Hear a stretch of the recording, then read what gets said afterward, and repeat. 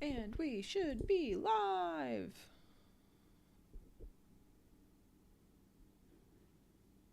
Maybe.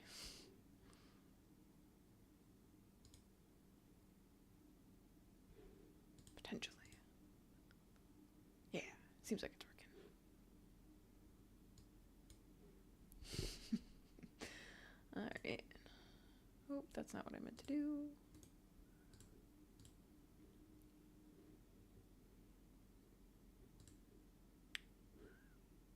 Cool.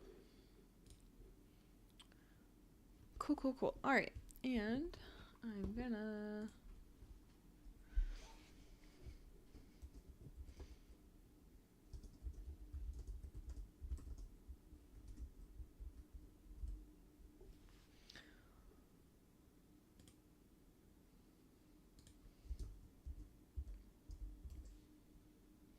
Awesome.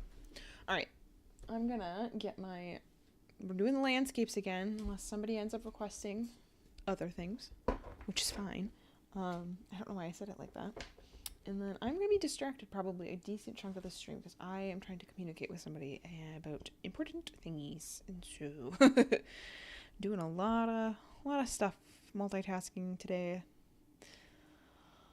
Probably not going to be that good of a VOD or a stream, but it'll be all right.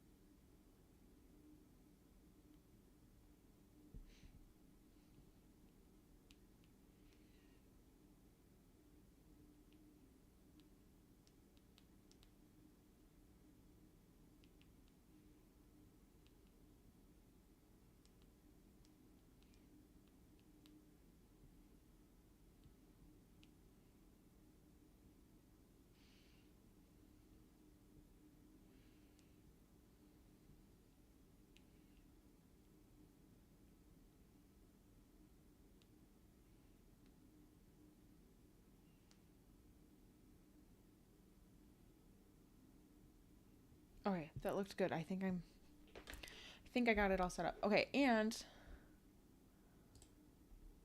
we're gonna, I don't know for a fact, but we're trying out, I tried to install Nightbot. We'll see if it is working. Because I don't know. Perfect.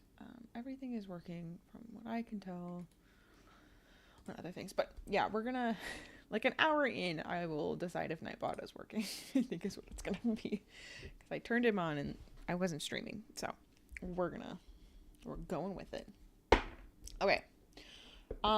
First things first, pulling some cards. I think I'm gonna pull cards, plural, about the stream itself. I like the idea of doing our spread option D for this, just the situation obstacle advice for what's gonna come up today in the stream, and potentially get a little personal because, hey, often I'm not doing a ton of these readings during the stream, so it's okay. It's fine. I'll be all right. Obstacle. Situation obstacle. I don't know what it is about the situation obstacle one that always gets me like weirded out. I am going to keep my, if you're watching the VOD, I'm keeping my little menu up purposefully because I want people who walk in to be able to see it. So yay. All right. So, yeah.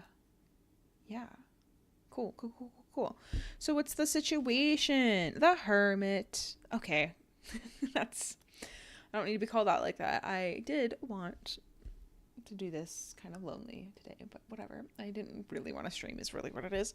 But it's okay. I am trying to push myself. I have a lot of other things to do because I will not be streaming this weekend or next week or the weekend following. The next 2 weekends I'm not streaming, and then next week I'm not streaming, and I know I just started streaming, and I know that's kind of a pain in the butt. But that's where we're at. Yeah, here we go. The Hermit. Yeah.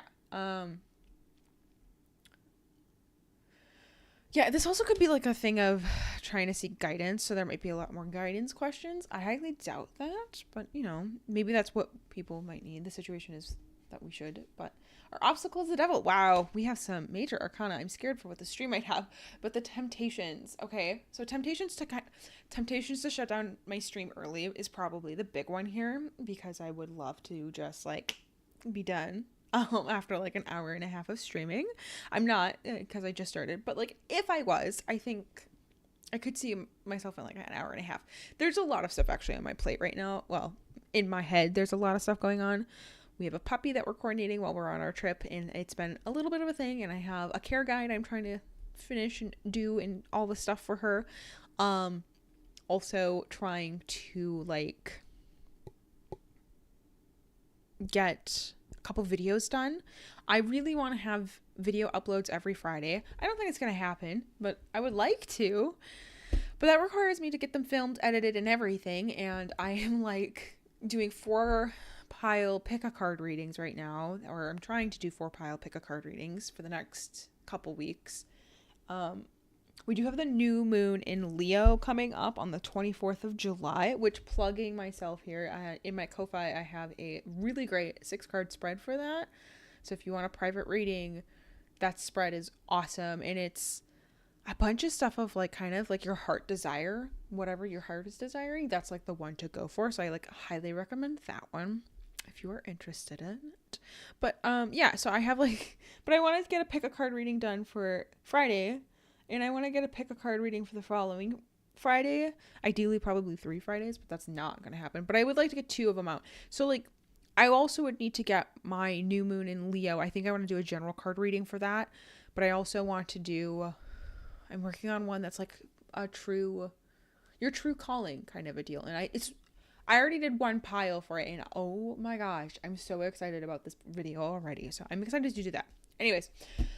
But yeah, so I feel like I have a lot of on my plate, and the temptation to just like shut down and not do stream today was very, very strong. I did not want to do stream at all. And so I was like, maybe I just skip it and I work on my videos. And I was like, no, I've had actually a lot of really good stuff come out of stream. I've seen my subscribers go up quite a bit, which is not that important of a number, but I've seen my watch hours go up. And for me personally, I really would love to get my watch hours up. YouTube really cares about watch hours, and so like the more there's watch hours, the better, which is great. So that's a thing.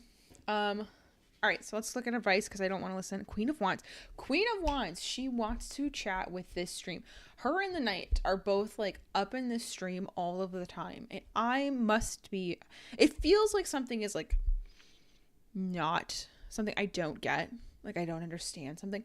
I was just listening to the book Queering the Tarot by Cassandra Snow. She's gonna pop up probably a couple times in some of my pick a card readings because I keep getting called back to that book, which is wonderful.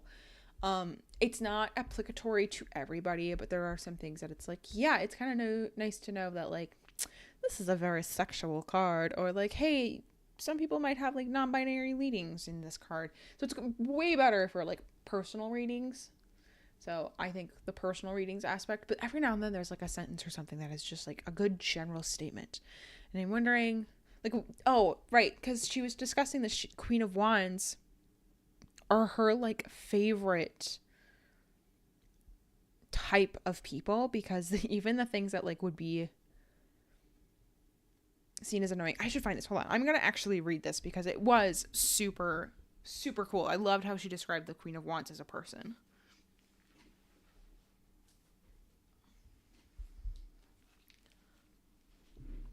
Nearby because I did have to pull it for something else. There is the book. I've been starting to underline stuff, which is what's going on with that. Let me find her description of the Queen of Wands as a person, because I loved it. Let me see.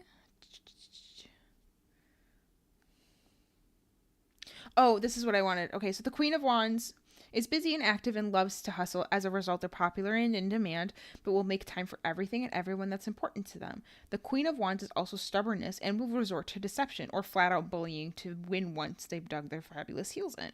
While those are technically considered shortcomings, I usually admire their work and drive even in these instances.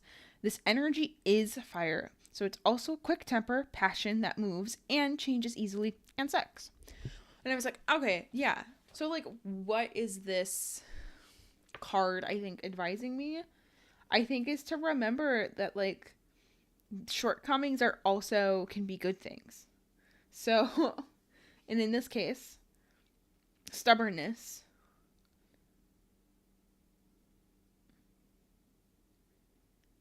Yeah. Stubbornness can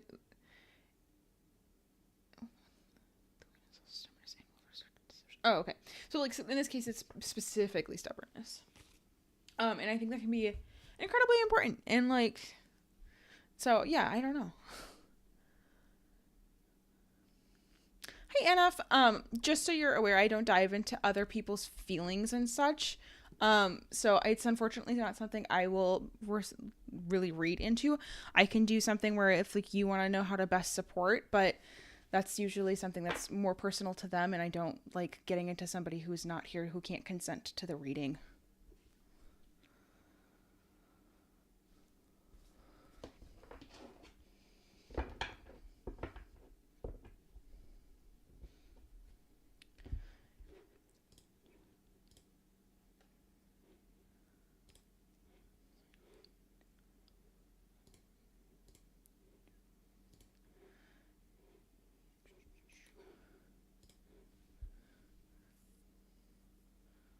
Yeah, so did you want me to do like how can you support them or something? Okay. Yeah, that works. Let's see here. Perfect. Sorry, I had realized something on my screen was wrong because you're my first chatter today, so of course something had to go wrong right away. All right.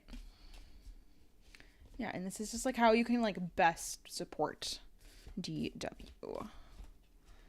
Kind of a deal. Yeah, balancing challenges and actions. A great spread in this kind of scenario.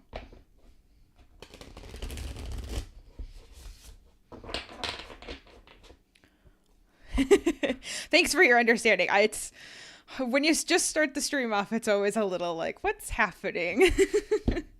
All right, so this is definitely our blessings card. We're starting with the 10 of Cups. Lovely card to start off with. This is our challenges, and then the other one is this is actions. Nope, those are two reversed. There's yep, that's how it wants. Okay, cool. And then we have the King of Cups, and we have the 5 of Swords. Oh, okay. All right.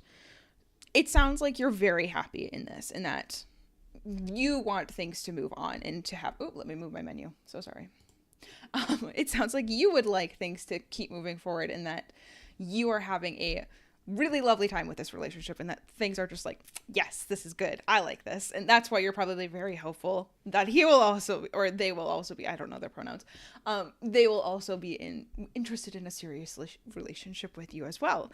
And I think sometimes with the King of Cups is that things can get like almost too emotional, and the King of Cups always reminds me of somebody who may like lean on their emotions a little bit too much. And I don't know if that is necessarily... They are super cute, and I don't know if that's necessarily something that you would relate to, or if you think that is more on your partner's side, that it's an over emotional thing that sometimes, or is it just sometimes that the emotions just get heated and that you're just like off and running kind of a thing. And the 5 of Swords is really wanting you to kind of like take a moment and like reflect on the logical bit of it.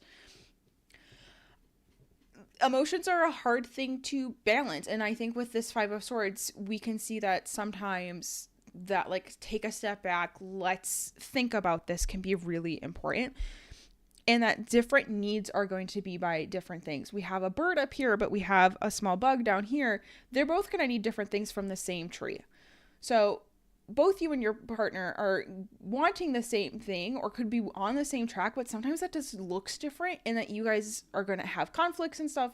But like, how are you working through those conflicts is going to be very important. And how can you best support them in that, and in that understanding. And are you both giving and taking? You don't want an imbalance, because the tree needs both, but it doesn't need too much of a woodpecker, because then it loses all of its bark and all of the pieces to it. And it doesn't need too many bugs, because then it can't get at the correct nutrients, or it might take away other things that are helpful. And we want to make sure that balance is very important there. Excuse me, I have a burp. So, hello Latoya, welcome in. Yes, I can get you up next. Oh, I forgot to put an F up on my stream as currently reading. Does that resonate at all with you, NF?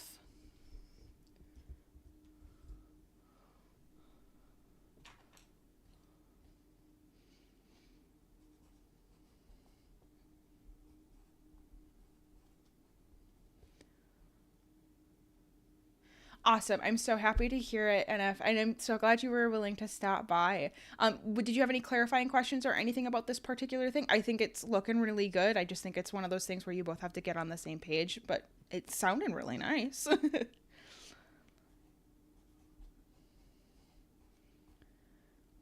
Yeah, it's one of those things that it is illogical, and sometimes we really want to run our emotions and be like, yes, I'm so excited about this thing, but it's like, oh, hold on, I gotta take a step back, and that can be hard. That groundedness is gonna be very helpful.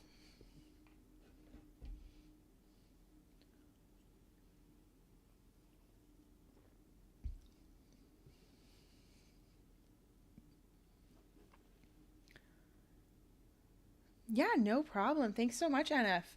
Um, I will then move on to Latoya. If you have your question, I will get my menu up here, your little spread options while I cleanse my cards and get ready for your reading. I appreciate all the love. I usually wait like half an hour for people to pop in, and people are just popping in today. I'm so excited.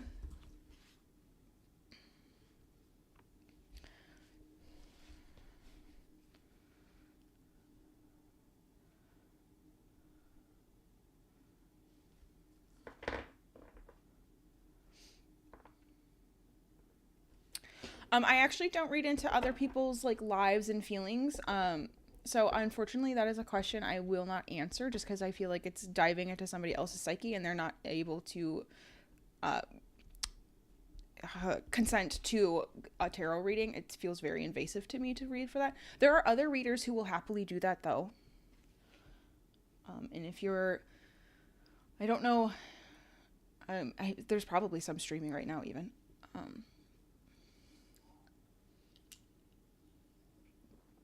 But we could do something that like, how can you best support, or how do you improve yourself, kind of a deal.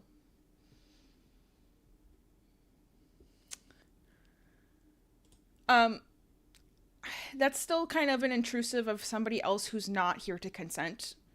And I don't really read a ton of zodiac signs into my tarot, just because I just don't know a ton of them. So I'm not the best person to answer that question either, just because I'm just not the best person for it. I'm not educated enough to do it for you, unfortunately.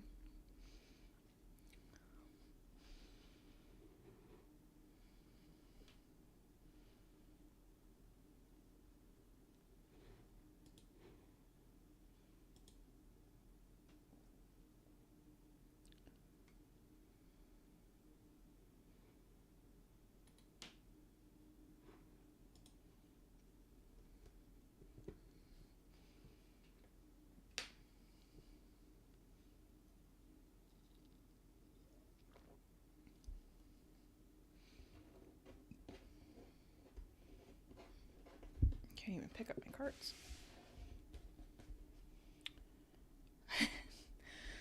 That's fair. I think you're wanting a question that is very related to somebody else, and I'm just not the correct reader for you. And that sometimes happens. I'm just probably not the right tarot reader for you, and that's okay. I do know Moon the Raccoon. They stream on the opposite nights of me, so that I usually stream Tuesdays and Thursdays, and you could check out Moon the Raccoon. They are streaming Monday, Wednesday, Friday. They might be somebody. Otherwise, I haven't gotten around to a ton of the other streamers here on YouTube. But Moon the Raccoon streams here on YouTube and Twitch, so that might be somebody that you could see if their vibes are a bit more with you.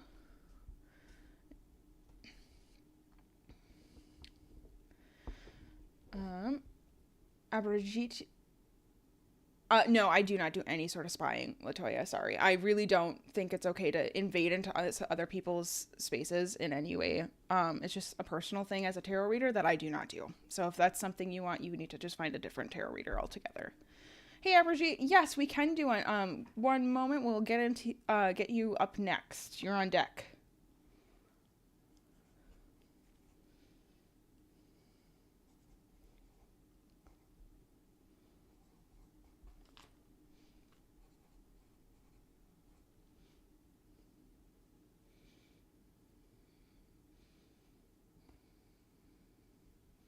Yeah, sorry, Latoya. I'm just not the right reader for you. I do hope you find somebody, though. I'm sure you can. It's just personal things for me.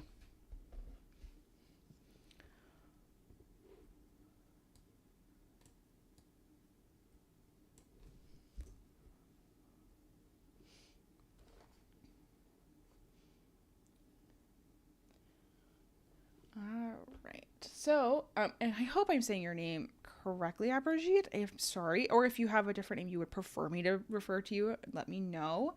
Are you okay with kind of just like a past, present, future for your relationships? That usually actually has been incredibly helpful. I have found with other people I've read for that sometimes going off of what has past happened is actually very informative for the future. So we've had the best of luck with that. And I'm glad to hear I'm saying your name correctly. I love that. It's the one thing that I was very hesitant when I started streaming, that I was like, I'm going to butcher so many names. But I've had very good luck. So far, people have been very, very nice or very helpful in correcting me. Now if I can just spell it correctly, I just have to look at it. Come on. Here we are. Perfect. All right. And I do keep my VODs up on my channel. So if there is something where you're like, hey, I wanted to see how this kind of played out or how this ended up working, or, you know, I have thoughts about that, you can come back. Your pronunciation was perfect. Oh, I'm so excited to hear that. Not to be like a classic white woman of America, but I am a classic white woman of America who really just needs to learn how to say other people's names. It's not that hard. And I'm trying very hard, I promise. All right.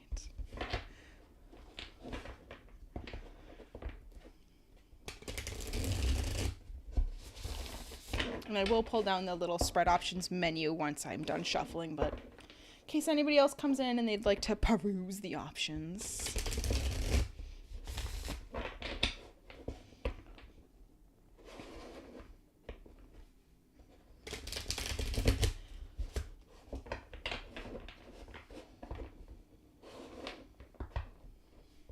All right.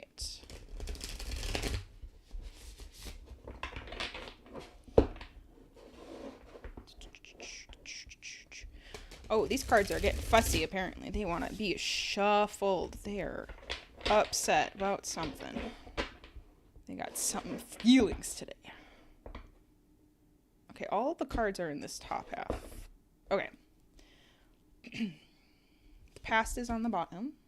Your present is on the future. Or on the top, excuse me. I can talk. It's fine. And then the future is also on the bottom. All right. Perfect.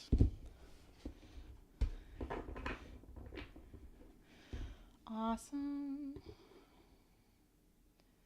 Good me. Perfect. All right, Abhrojeet. Here we go. Past, present, future. And yours is feeling like we should reveal all of the cards right off the bat. Oh my goodness, we have nines. Nines are not a bad thing. It was just like, I'm not used to seeing so many nines. And then we have the Tower. Okay. Are you like incredibly stressed right now? Well, probably not in this exact moment, but has there been a lot of stress within your relationships in the past that you're like, I don't want to say you're like doomed and gloom, like you're kind of like having a doom and gloom mindset of future ones, but like there's almost like this, you're scared of what's on the horizon. But you're trying to be very optimistic right now. And I don't need details, by the way. You do not have to tell me anything personal or anything. That is all for you to keep to yourself because this is a live stream. I understand it. But if that resonates and stuff, that helps me to know if I'm on the right track for you. I'm not glad to hear that it's a little frustrating in the past. But yeah, that Nine of Swords, which is already kind of a little bit of a spooky card to look at, is typically like, I hate to say this because I need to say, if I'm going to say this, I am not a mental health professional, but if the Nine of Swords is at all going to show up as a mental health thing, it's depression. This is a depressed card a lot of the time. And it's potential that something in your past has not been great, that you've either went through depression or it has been something that you've had a hard time recovering from. And oh, I'm sorry. This is a very frustrating thing to hear, that it is resonating. I always hope when this card comes up that you don't resonate with it and that it's like, what are you? You're off on the wrong path. But unfortunately, the nice thing is that we are kind of at like a moment of peace, that you're probably at a point, especially if you're asking, that you're like ready to kind of go back out there. You're at a moment where you've kind of, this card really resonates in the sense of like, you're the camel who found the water. You feel like there's a moment of peace and that you have this kind of like comfortable feeling. The Tower can end up being, though, I think, a sign that your old relationships could really shake the foundation of new relationships. And I don't want you to let the old stuff potentially ruin the new amazing stuff that's coming. It can be very tempting to fall into old patterns, and that might be that you take a little bit more time. This is probably just something where you just take a little bit more time before you jump into a relationship. So you just take a bit more time here, and then we can kind of hop into a relationship, is really what the idea or the message and energy that I'm getting, is that a little bit more time. It's not long. I think you're like wanting to do it now kind of a thing, like today kind of idea. But really what should be happening is that you need to give this at least a month. I know some people feel like a month is a long time and others don't, but just give it a month. Like really, and take this time to like focus on what your priorities are. What are the things that you want? What are you feeling? Like emotionally, like how is that depression? Is it still lingering? Is it coming back kind of a deal? Where is all of that? And that's where I'm seeing it kind of going, is that you just need a little bit more time to cook, to perfect, to get all the things to simmer correctly, but we're not there yet. We just need a little bit more time. And then I think you're going to be like totally, like there's something you're going to discover and you're going to be like, yeah, now I'm ready to like jump back in. But we have to get the foundation really solid. Otherwise, the proverbial tower here will crumble to the ground.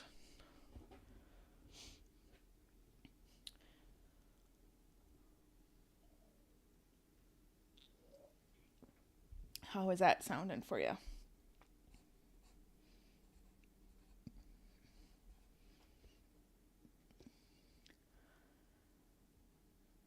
Yeah, and that can make sense. The tower, I don't ever want to scare somebody off with the tower, because sometimes this tower feels like the whole world shook underneath you and like it can come crumbling down. And because that thing is coming, the tower is never something that you can't see coming, though. The tower is something that you probably know is going to happen, but you're either pushing it off or hoping it doesn't. And it's like, no, it's gonna go. So, and I think in this scenario, though, it's just a matter of like taking some time to really allow yourself a break. Take the moment at this oasis of like, hey, I'm just gonna sit here and it's gonna be okay, and I'm fine with that. That's fine.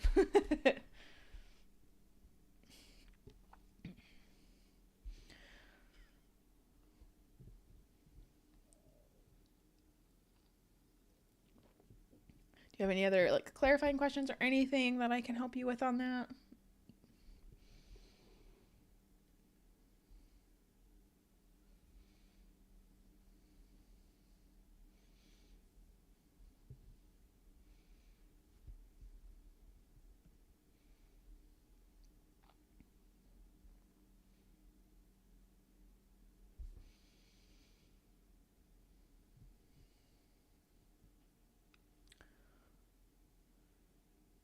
Is it going to be a positive shift? I think it depends on how you end up trying to shift. I get excited about the tower. A lot of tarot readers do.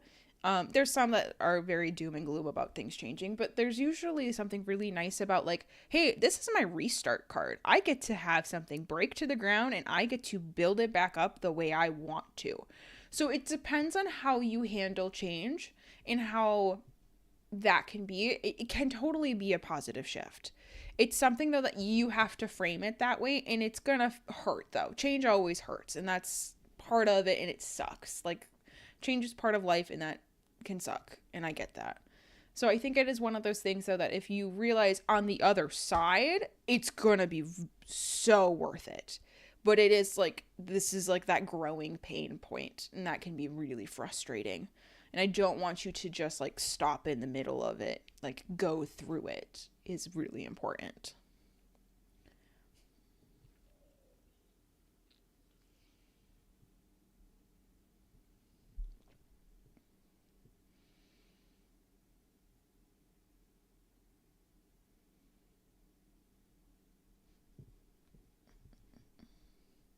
Yeah, I'm glad it helped. Thank you so much for allowing me to read for you today. I really appreciate it.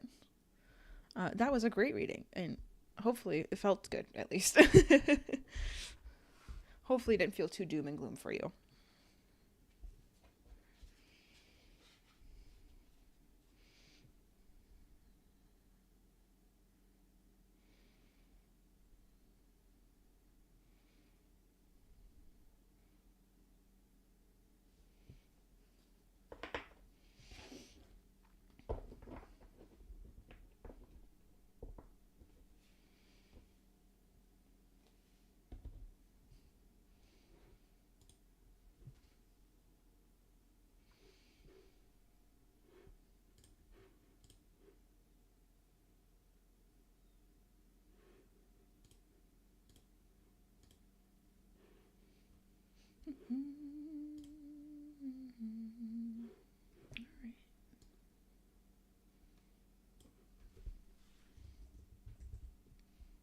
Oh, still can't spell.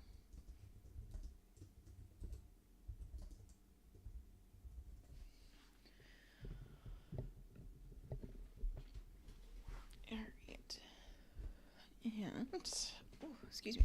Oh, and I think on Thursday I'm going to do some, I might do some full moon and Capricorn spreads and stuff. I'm not fully sure what I'm doing yet on Thursday. If I'm doing my Thursday stream. Things are getting tight this week, so we will see. Appreciate everybody who has stopped by. Thank you for watching and letting me read for you.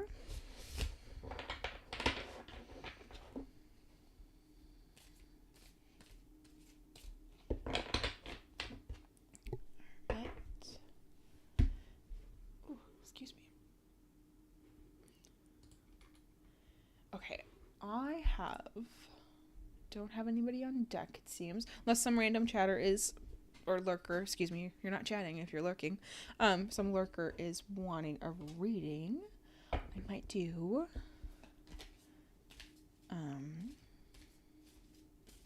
a deck interview. This is just like a fun little exercise I like to do with my decks, of just kind of getting to know them and finding out what their vibe is. Woo!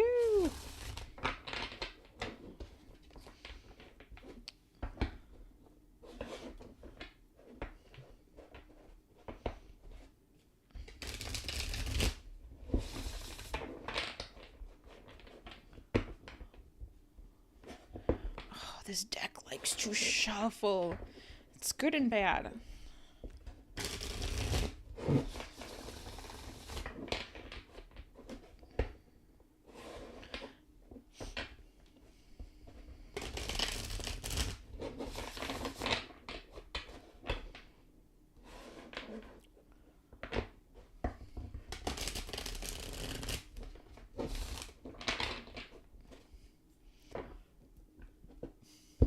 Boom.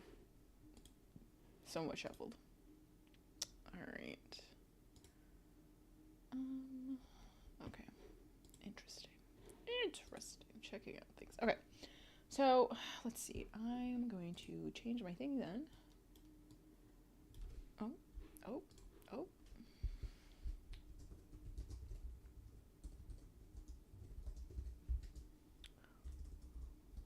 landscapes.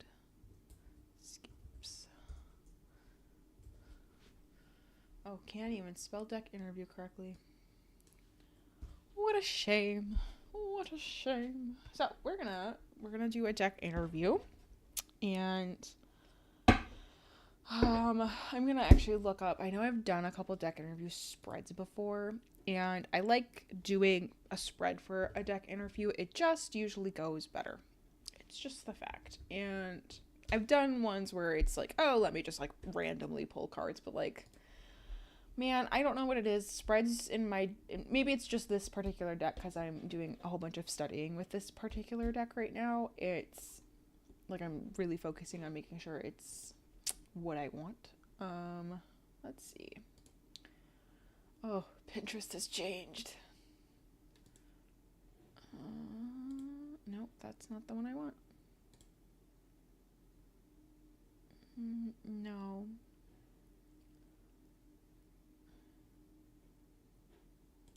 Why? Pinterest has changed. You've changed. You've changed. There we go. Oh, perfect.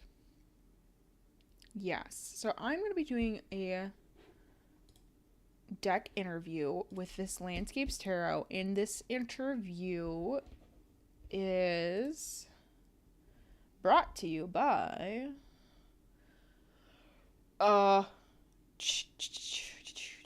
Chai. Yeah, that's how you spell Chai. Chai Astrology. Oh, cute. That's a cute name. Chai Astrology. And this is their deck interview spread. It's pretty self-explanatory. It's not that exciting. So, I've done this one before, but I like these questions. So we're going to do it again. The big thing that is important to me when I do a deck interview is figuring out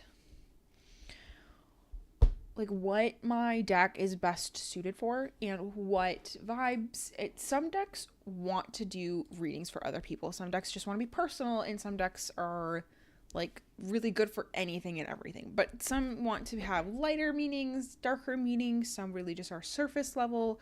And it's good to also check in with your deck and find out. I've been putting this deck through a lot of work. I've been using it for all of the live streams I've done for the last week. Plus, it's my personal practicing or study deck right now. I'm trying to get to know this deck really well. So I'm going to be going through this and finding out what we got going on. So the first question is, what brought you to me? Deck, oh deck, Landscapes deck. What brought you to me? It feels like it's this card. It's the Six of Pentacles. Charity is really, this Six of Pentacles, this deck loves the Six of Pentacles. And now that I'm seeing it for what brought you to me, it makes a lot of sense. This card has had such a giving personality with reading for you guys on stream. When it's reading for me, it seems like it's got so much to like let me know about and wants to be like, hey, here's part of me. This deck has put up with reading so well. There's a little bit of attitude to it about shuffling, I've noticed, but otherwise I really liked this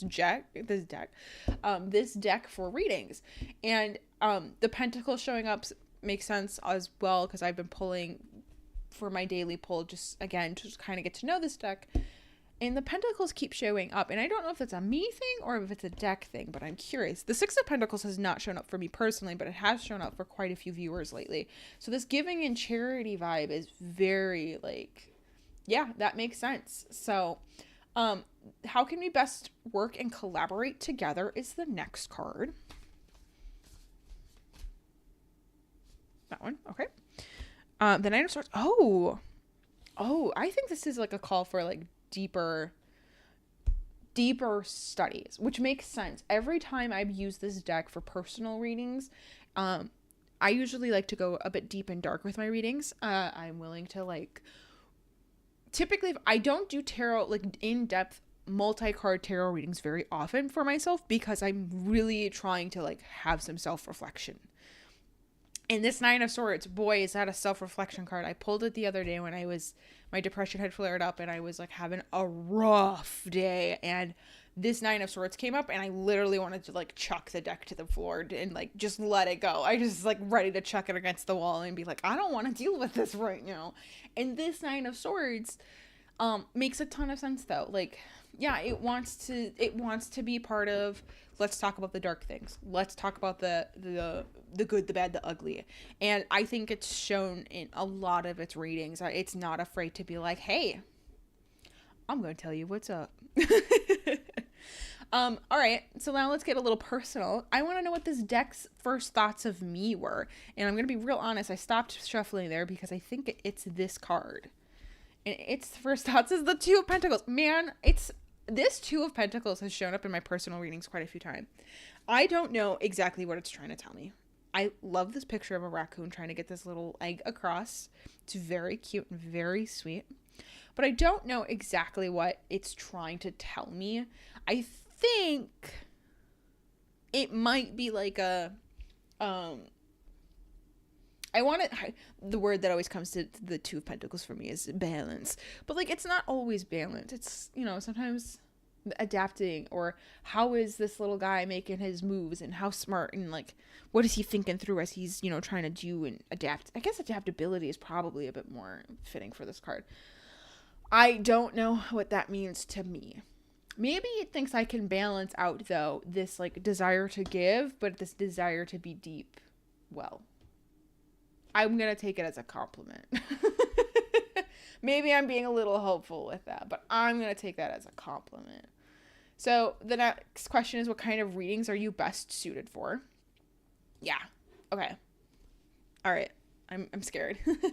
What kind of readings are you best suited for? I'm going to do a riffle shuffle because it just kind of has some stagnant energy that needs to get violently checked out. What kind of readings are you best suited for? I am wrecking this deck today. Just keep nicking on the sides. All right.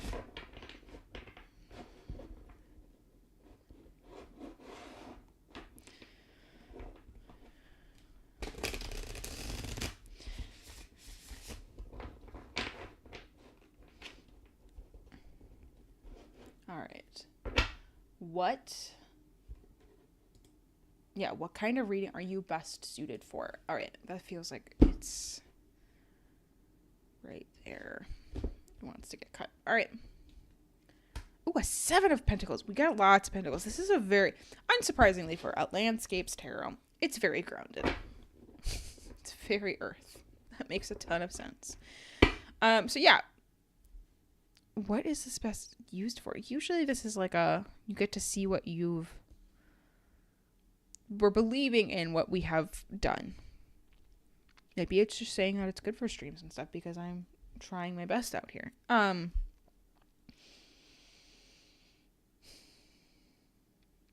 What would be the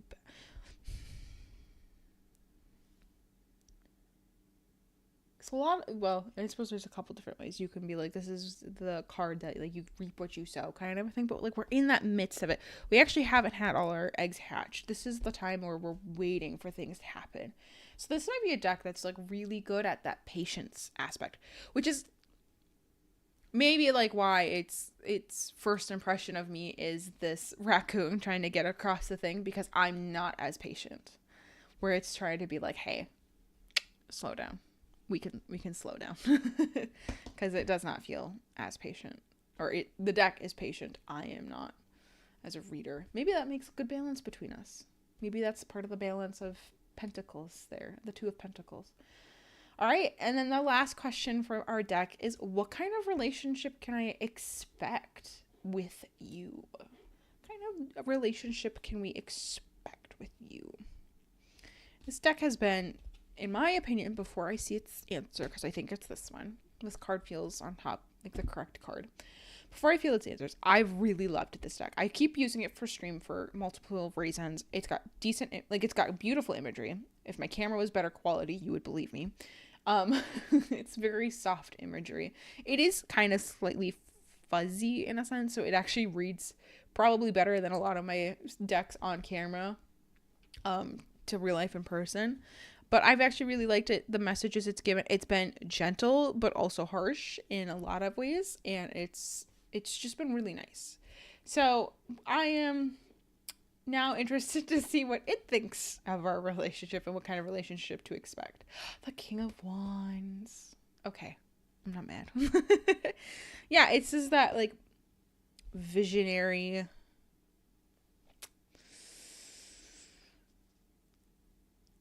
You're gonna see things that stand out in this deck, and that the relationship is going to feel a little. Yeah, I think this relationship feels.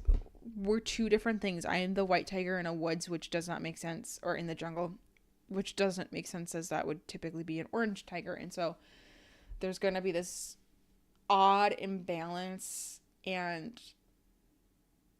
we're not going to be on the same page, but we are going to end up doing the things. I'm glad that the Nine of Pentacles came up in how can we best work and collaborate together, because I have swords show up in so many other decks that the swords are the cards that keep showing up for me, that I feel like something is like, the swords are you. The swords are very much in your vein, in that to have this deck then pull pentacles so heavily and a decent chunk of wands, I feel like.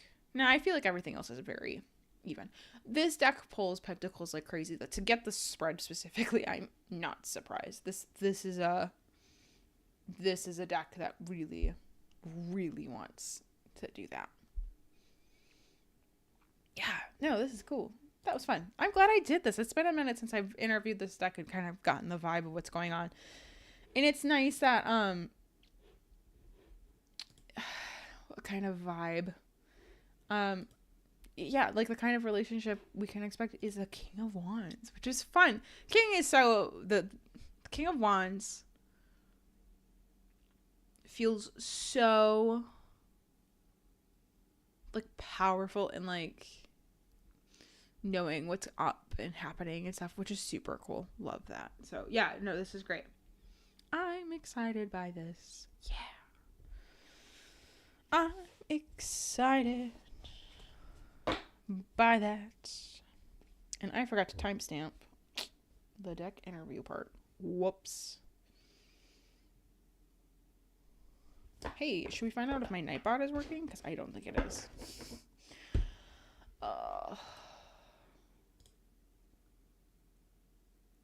Yeah, I don't think it's working. Oh. Okay. Nope, it's tracking stuff, so I think it might just need a little bit longer before my automatic messages work.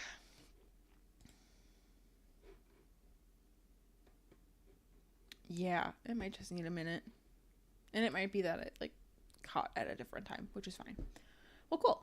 Perfect. Supposedly it's happening and working and doing its thing. Love that. Okay.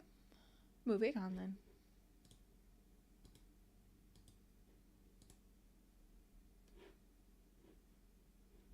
Oh, okay. And I did not check this before I started, but I should have checked my latency, how fast from me filming to people seeing, which seemed low earlier, but who knows if it still is. Excuse me, you had to hear that. All right.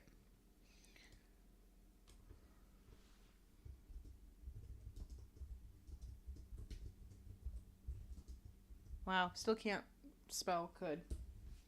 Wow, that's not...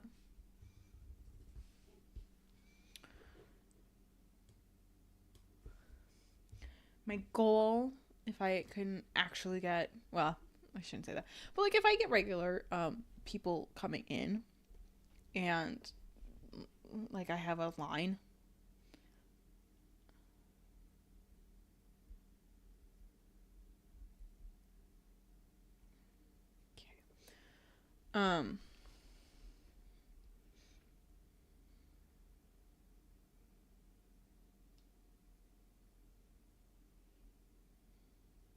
Okay, I gotta answer a message. Hold on. I'm sorry.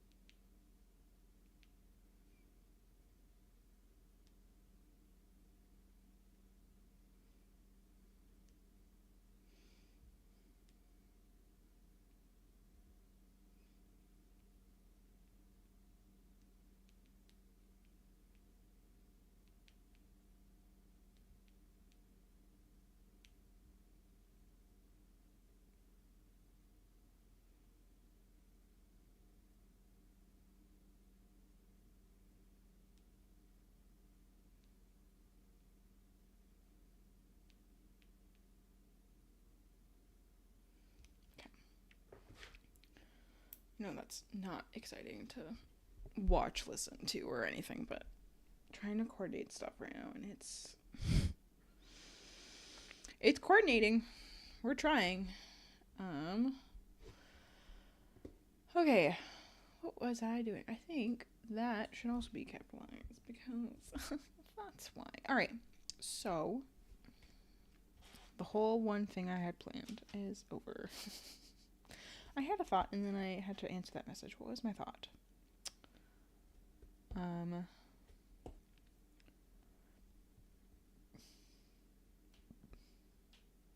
Yeah, Thursday, if I stream, I'm thinking Thursday is I'm looking at my calendar, full moon in Capricorn on that Thursday. Very exciting. So, I'm not exactly sure what I want to do with that, but full moon in Capricorn, very fun. And,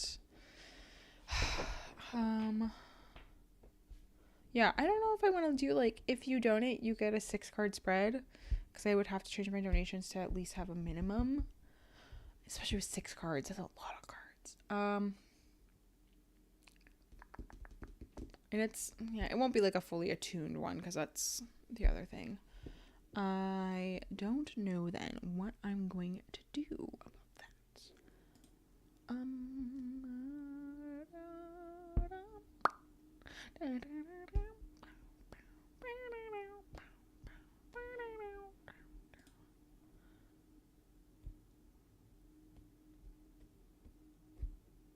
I wonder if this works.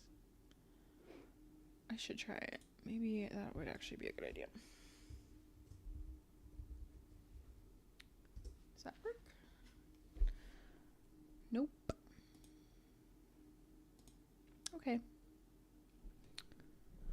Alright. Which, for the VOD watchers, I removed my message so you can't see it. Which, if you're ever confused, like, why I'm talking to somebody that's not there or something, people will delete their messages afterwards, and so it will confuse the VOD. It does happen. Okay. I think something's not connected then. Yes. I forgot to do part of this. Perfect. Awesome. No, that should be fine. Okay. Yeah, save. Oh, okay.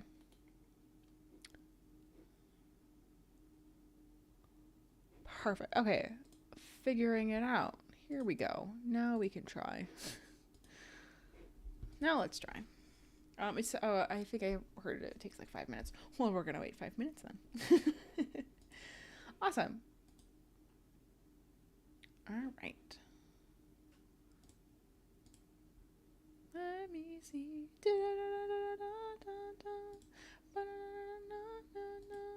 All right. Today's do's and don'ts. Yeah, I still have to pull my card for the day and all the things. So while we wait,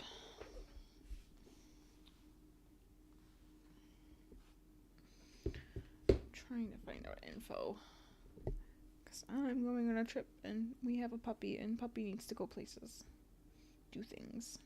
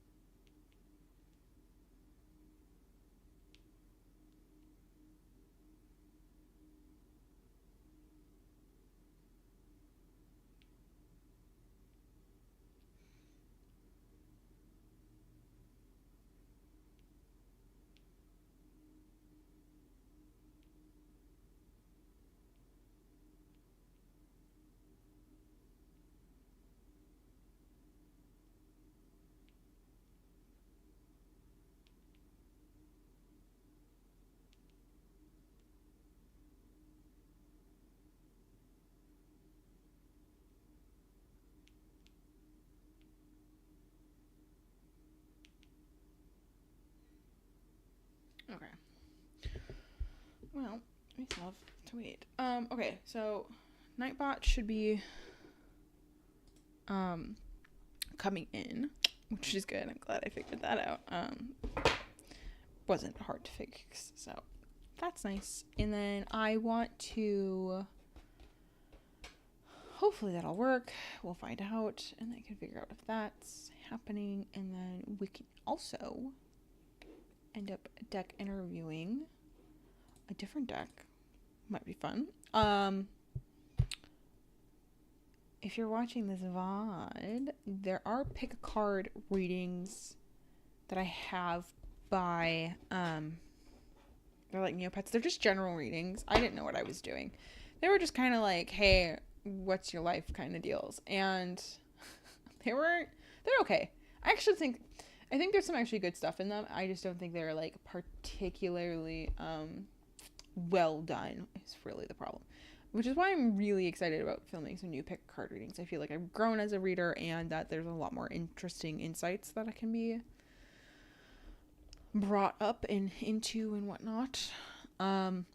If you are curious, private readings that I do are very different than my like streams or my videos, because there's some behind the scenes stuff that I do that's creates a bit more of a connection with an individual, and I have a lot better success with readings and such, a lot more impactful and a lot more personal. There's also things that I just straight up can't say on stream or in my videos. I mean, there's still stuff that I can't say in like a privated video either, but like there is a certain amount of like, hey, I can get away with a little bit more. So if you're interested in a private reading, they are different. So there is that. Hello. Okay, yes, you can get a free reading. How would you like me to refer to you as? Because I don't know if there is Queen. I'll happily refer to you as Queen. Heck yeah. Love that.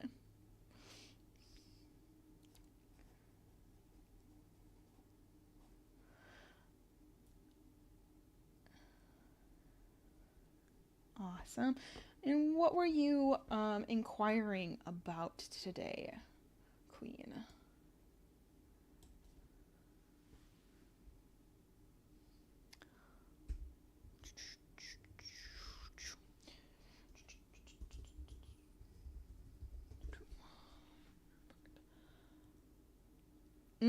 Yeah.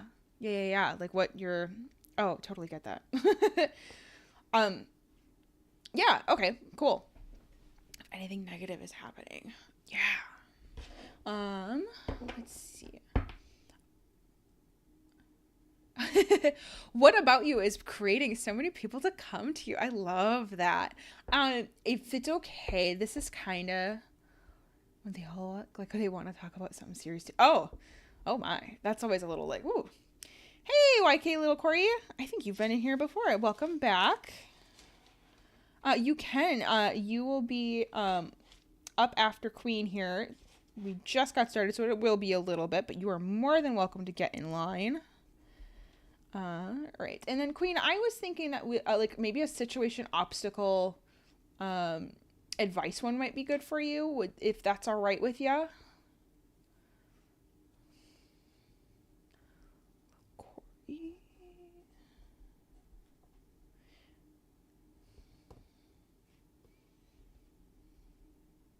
Can you do both, please? Yeah, it's gonna kind of probably cover both. I'm gonna be honest right off of the bat, like with your questions, they seem to like tied together. Like your energy is part of why people are new people are approaching. And I think it'll actually like all go together.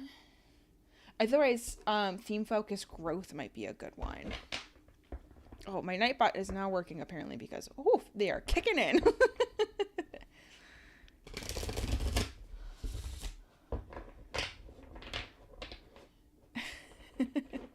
Why are there so many gangsters in my energy as well? Okay. Okay, Nightbot is having issues with my stream. Apparently, it just splashed everything at once. Goodness. All right. Yeah. Okay. Yeah, let's see. How do I want to do that? Nightbot, calm down. Goodness sakes. I'm gonna have to adjust some stuff on my Nightbot.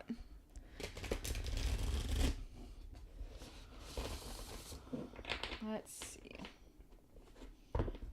Yeah. Okay. So we're gonna, yeah, okay. There's a lot of pieces here. Energy, people.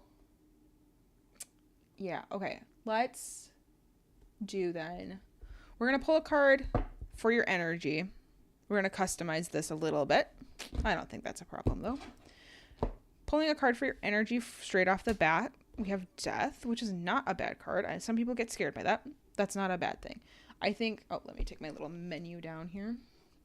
A little spread options menu.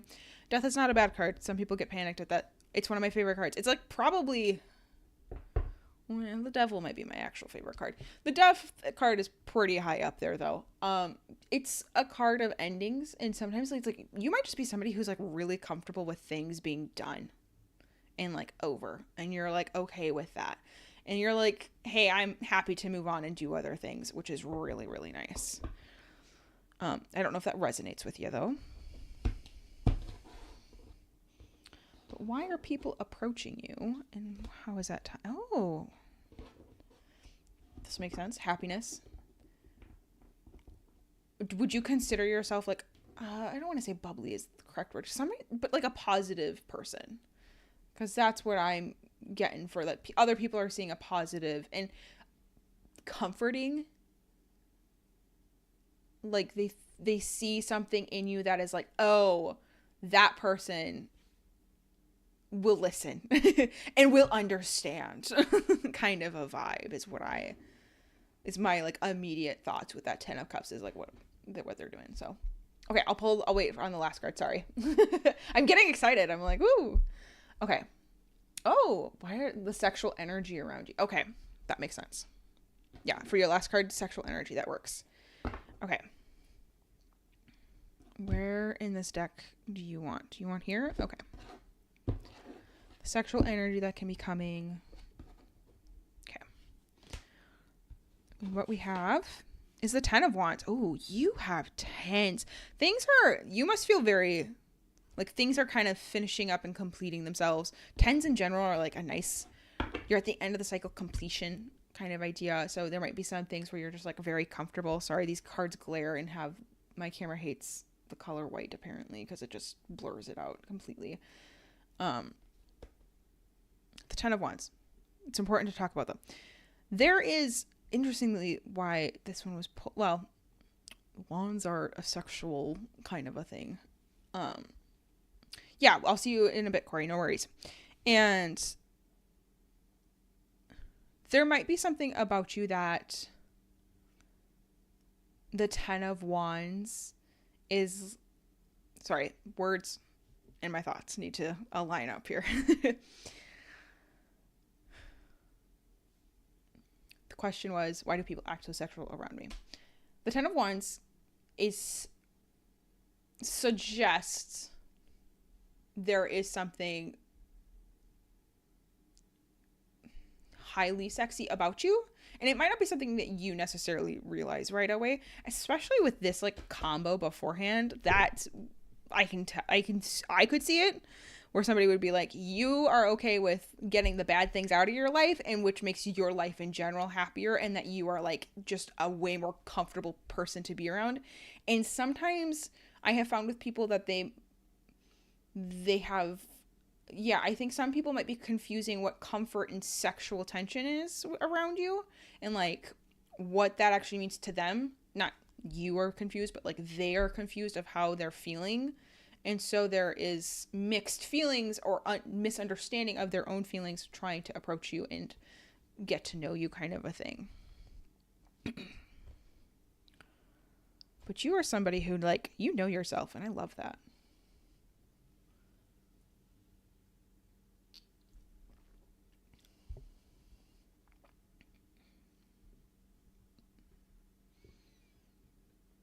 Does that resonate at all with you, Queen? I forgot to put a timestamp.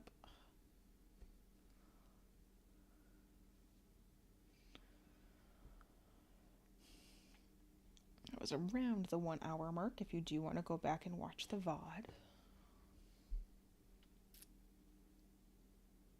What is going on with all the gangsters in my energy? I'm going to be real. It might be that I'm just too white, but I don't know if I fully understand the question. And I'm sorry if that's the case.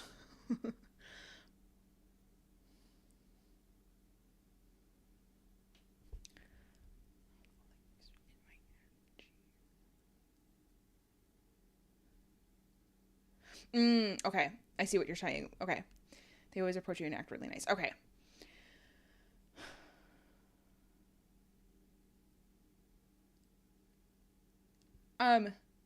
I think actually the cards are already answering that. I'm trying to like listen to the messages of what they want to say, because I think we're actually getting a combo of stuff. So like this really nice, comforting personality can usually is probably being met with the same kindness kind of idea, that they're like matching that energy, but then because they're not genuinely that person, it ends up kind of falling apart, whereas yours is a genuine like energy, and that you're like, that's actually you, it's not a front.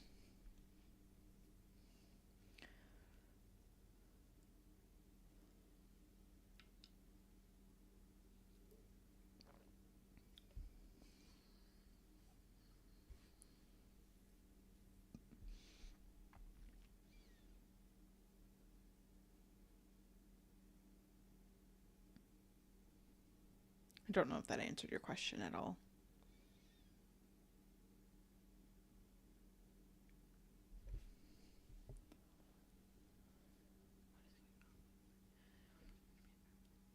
Okay, cool. And thank you for being willing to clarify for my white ass, because I'm too white for some things, I think. I need to learn. I need to go out and Google some more stuff.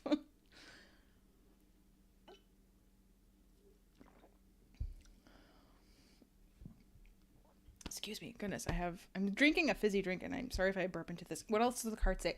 I love that you're comfortable with things ending, and that's like a really good rainbow thing for you. I think there is a little bit of hastiness that comes with just being willing to drop things like on the dime, that you might end up wanting to actually let something simmer a little bit longer than you have been. That's one of the things that kind of seems in this, is that you're rushing things, which isn't always bad. And it might be because I feel like I see myself in that a little bit, that I'm like, I'm happy to drop somebody I think is toxic so fast and just be on and be done with my life. So maybe I don't want to read into that, but I think that's part of what this is saying, is like, you're dropping some things so fast that you're actually not able to take the full growth out of what could be there to grow. But I think it makes sense why you're dropping it, and you've done it so healthily that you've like, the emotional stuff and everything is great. I do think that though, there's just the logical brain side, that doesn't make sense. There's a certain amount of like a grounded reason that is not fueling that decision. It's that kind of like, I know emotionally this isn't a good relationship for me, or this isn't a good thing, or whatever it is. Maybe it's a class or whatever. And you're like, cool, I'm out, I'm dipping. And you might need to actually like look at it and go, okay, I can't just like leave this job just on the dime, because I actually need to look at my finances and like, how am I paying rent? And from the most part, it seems like you've actually been doing just fine. And it's possible that you're like, you are thinking of some of those things, but there does feel like there is a little bit of unbalance in the sense of like logical grounded reason versus your emotional self that's like, hey, I'm just gonna go and make this decision. Don't know if that resonates at all, but that would be like the next deeper bit of that reading, past just like the surface questions.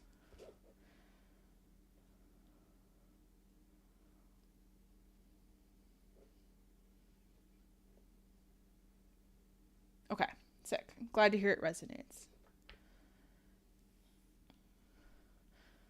One of these days, somebody's going to be like, absolutely, do not agree, but every now and then.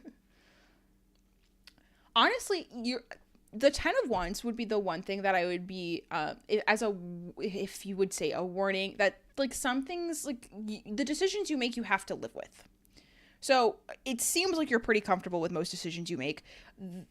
The 10 of Wands has a really good way of showing like, hey, the road ahead is going to be long. You have to live with the decision. So you decided to go down this path. Well, you now have to deal with that consequence. And that's really the main thing that I'm seeing, that if there would be a warning, that's really the warning that I would have, is that like the decisions you make, they're gonna have whatever thing you have at the end of the day. And that's really where I would like reflect and like look in upon yourself. I don't know if you journal or meditate, but it might be a good time to meditate, to like have some time with your thoughts before you make your next decision. Since there's like, it's just like strong, like you make decisions on a dime and it's great and that's fine. But like, I think you've got a decision coming up here that you need to put the brakes on your immediate gut reaction. And that might be allowing yourself to have the time to, like, I don't know if you journal or meditate, but having the time to just, like, put the phone down and actually, like, give yourself room for thoughts. Take a long shower. Something.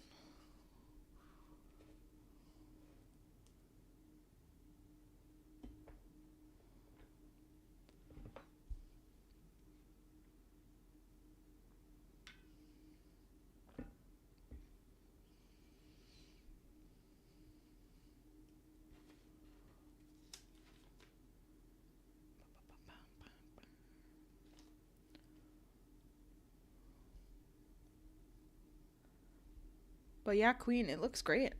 You seem like somebody who's got most of their stuff together, like, which is really nice.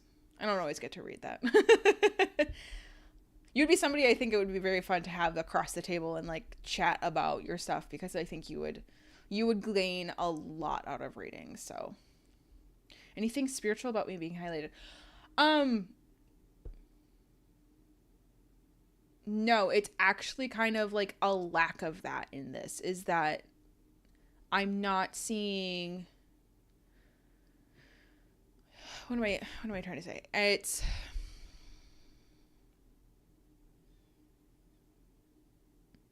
within this, there is, I'm trying to figure out how to word this. The lack of pentacles and swords is where I'm getting like this grounded reasoning, like a lack of it. And the cups and wands are like a really good emotional and like a creative energy. Sometimes the wands are considered sexual. There's like a lot of that. I think with the death card, and some people consider this part of the spiritual part of like within the tarot deck, of like, this is the spiritual energy. The thing that you would want to look into next is potentially taking the next card in that cycle would be Temperance, which is a nice moment of pause, and it's a time of healing and refreshing. If you do full moon stuff, that full moon's coming on Thursday. This is a great time to cleanse and get any of your stuff recharged, because after that, Temperance becomes the like devil of temptation, and then the Tower, which can shake your world up pretty hard. It's not going to be in any time particularly close. You probably have a couple months, up to like a half a year before like this big shift is going to come. If it comes, I don't believe your future is set in stone. So if you would like that, or to like prep for that, which is what Temperance suggests, is that you prepare and you recharge. Take this time to recoup and like get ready for the next set of stuff. This is the time to like spiritually set up and be ready to go. So the full moon in Capricorn is on Thursday, and then on the 24th is the new moon in Leo. So if those are moon cycles that I would recommend taking into, and I don't know, let me look at my calendar here. We have Aquarius full moon on the 9th of August, which I think you will have time before this all shakes out. And then the new moon in, I think that is Scorpio, if my limited knowledge serves me right. That is on the 23rd of August. And those might be moon cycles that you would like to know about. Natural spiritual abilities. Yeah. Oh, that's fair. What natural spiritual abilities?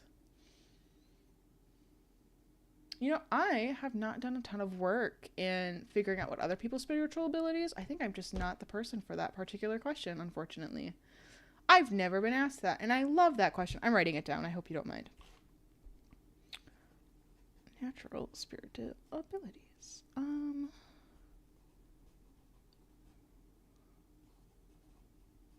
Yeah, I don't particularly have anything that I've strongly had coming up in your cards that I immediately was like,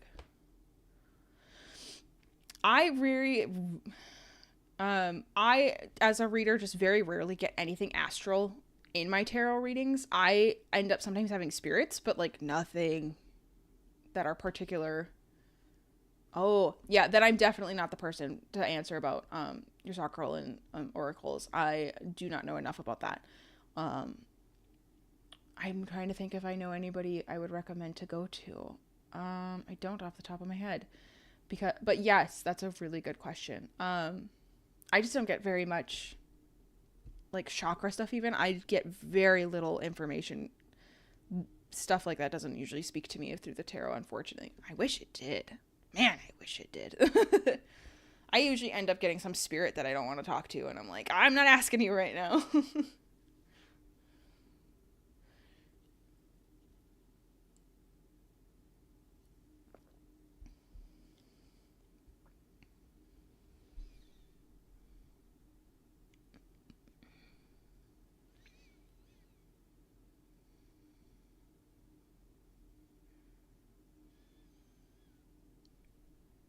But you ask great questions, Queen. This is good.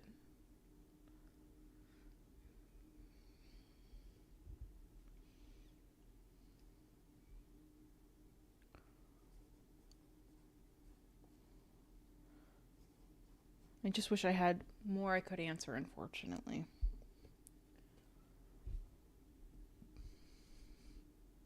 Yeah, I don't really get a lot of chakra stuff, unfortunately, so I don't have any immediate sacral chakra, immediate things that come up for me when reading your cards. It is something that I'm hoping to refresh in the next coming months, is my chakra knowledge and how it lines up with tarot, because it's been a long time since I did that. So unfortunately, I'm just unknowledgeable and also don't have good chakra connections, unfortunately, with my particular intuition.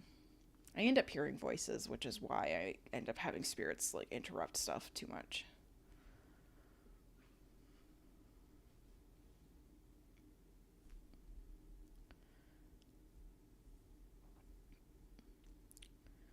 trying to think if I know of anybody. Yeah, honestly, sexually wise, you're doing great. No, that 10 of Wands is probably like, you're doing real good. The sexual stuff that I was immediately getting was awesome. But I don't want to be like, I can't go into anything else because I'm streaming. And so but like, I can tell you that like things are great in that department from you. It's one of those things that if I do a private reading, I'm like far more willing to be like, so let's talk about this. But like in a public reading, I'm a little more like, let's not share your business with everyone.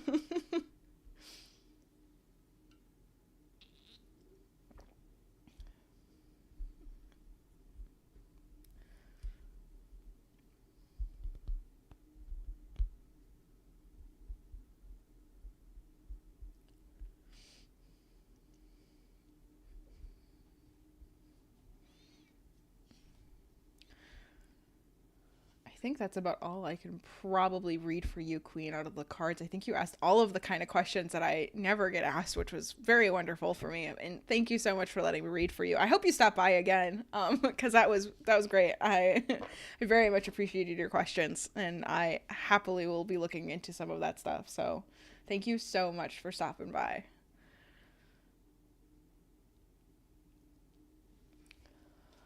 Have a wonderful day as well.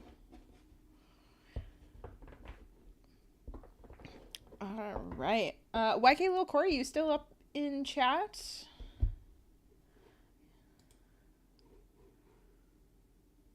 I know you said you had to step away. I don't know if you're back.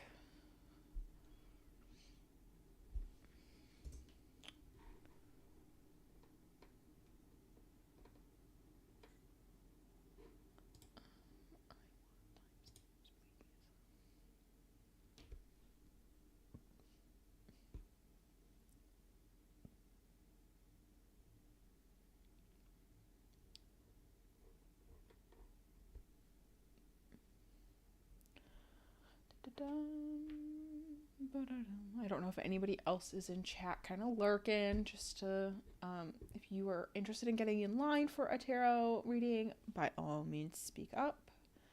I know Corey said they were coming back, so we're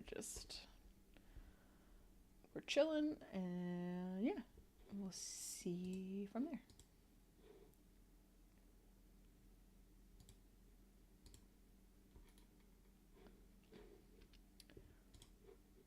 Yeah.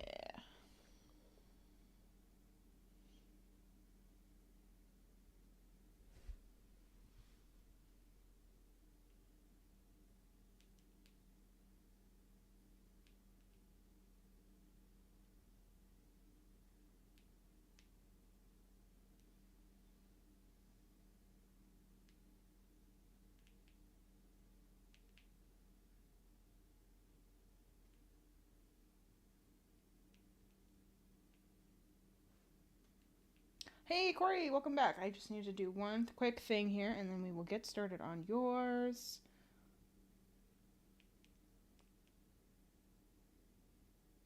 And if I saw correctly, you're just wanting to kind of know where the next step of the relationship is between and current partner, if I'm correct. And did you want me to call you Corey? Is that preferred?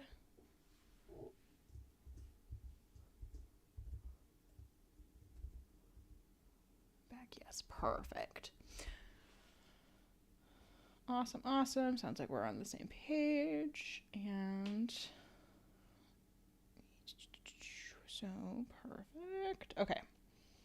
And I know you've been in here before. I don't remember if we've discussed it. I'm thinking, I know I don't have it on the options just because sometimes people think I'll read for something I don't.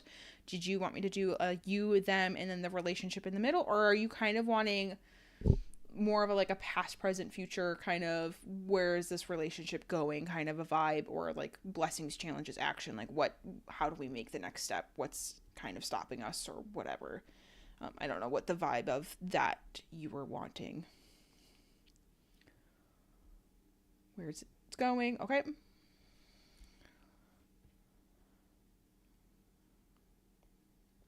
Where it's going. Cool. Where is our relationship going? Yeah. Let's see. Where is it going? Okay. Where is it going? This might be a little bit of a I'm freeballing the how I'm gonna do this.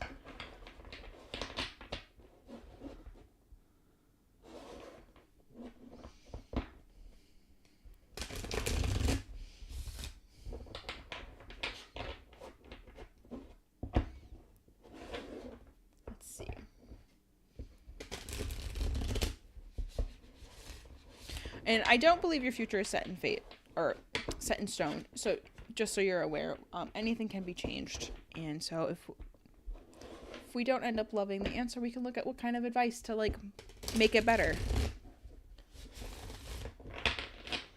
I do have VODs, so if you want to rewatch again, your timestamp is 1 hour, 25 minutes, and 30 seconds, in case you care. And I'm trying to get better in the habit of that. I'm not so good at it. All right, we're going to pull out kind of a base card for the immediate, if it's got immediate vibes of hey, this is exactly where it's going or where it's not. It's that card. That card wants to talk. Pshoo. Hey, 10 of Wands, you're back again. Hey, 10 of Wands, you're back again. Hello, EverEvolvingLynn.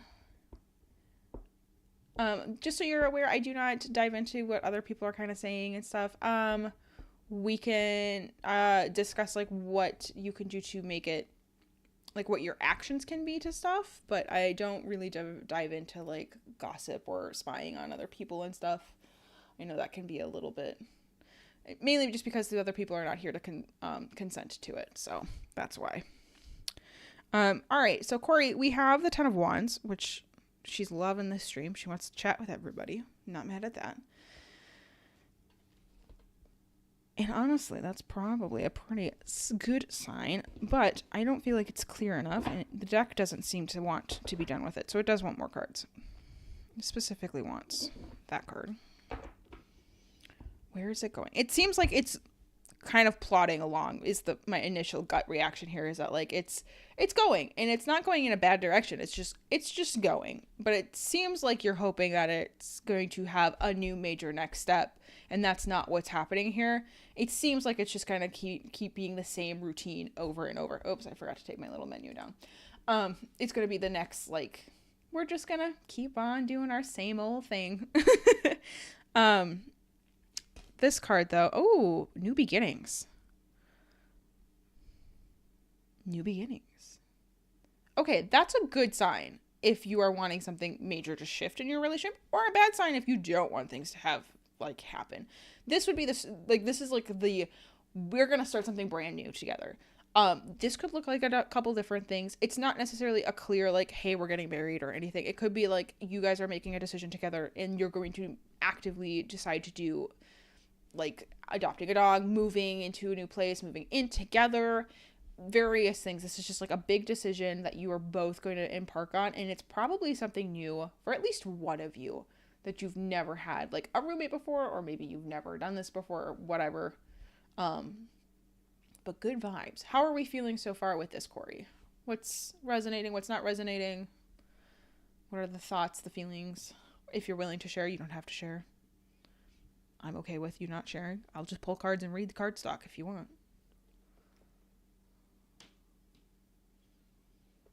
It's accurate. Okay, sick. Love that. I've been in my... Yeah, that's totally fair. Yeah, and that's totally fair. It seems like your guys' relationship is good, though. Like, these are positive cards.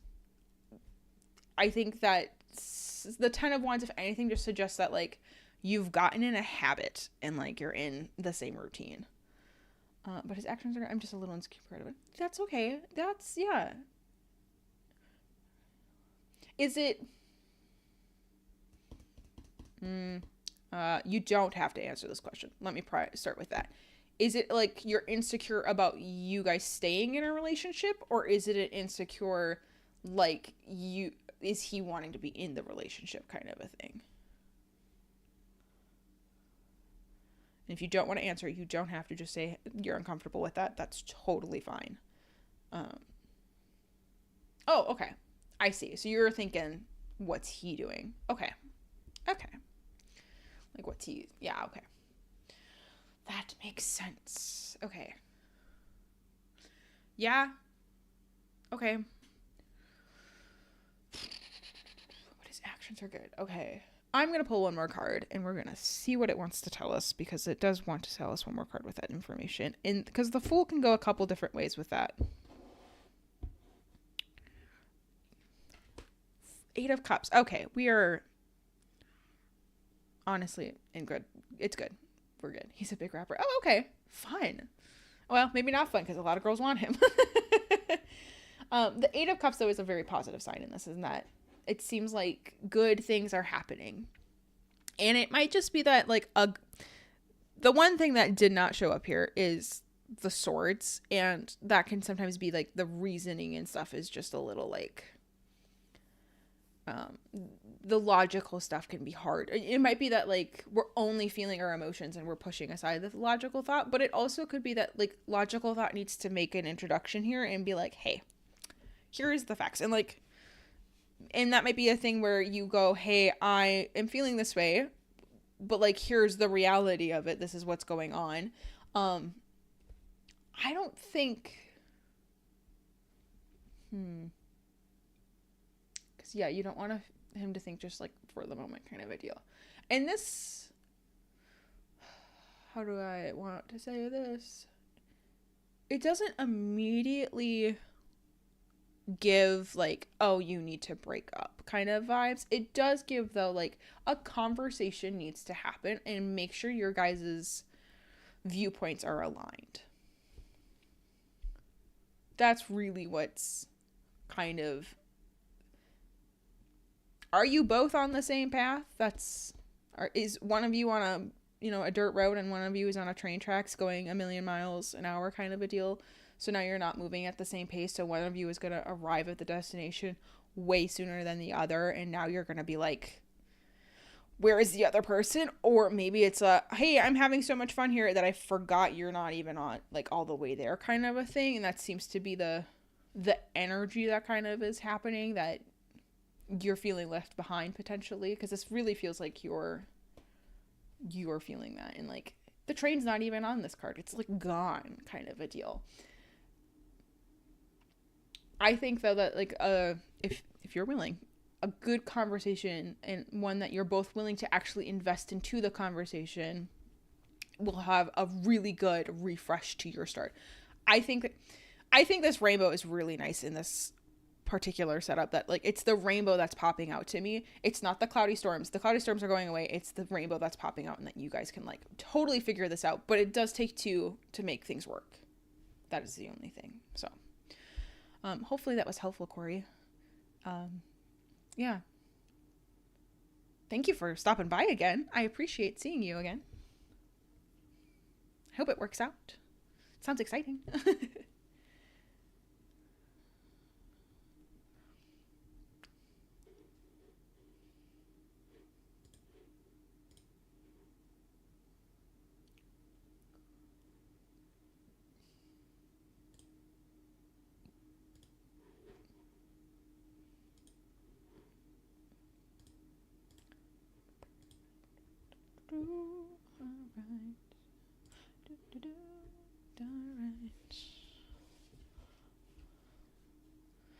The Fool has come up. I think that's the first time I've had this deck show the Fool. Big messages.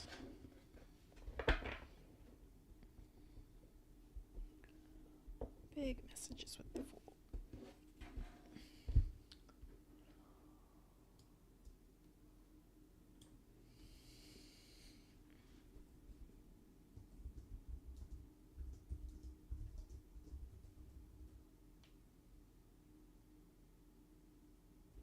No, I don't like that.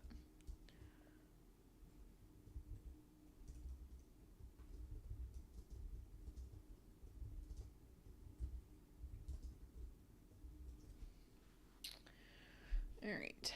Well, Nightbot, like, lost its mind when I did it. Sure. How are we set up, Nightbot? Which might have adjusted. I should check its little timers. Time to check into Nightbot while I have a moment. Unless somebody is lurking in chat that would like to say hello and would like a reading.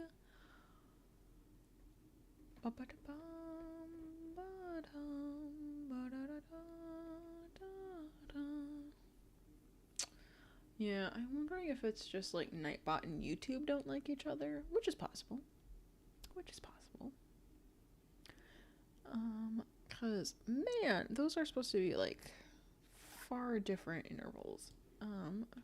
Okay, Nightbot, that was the one that you were supposed to do. That's good.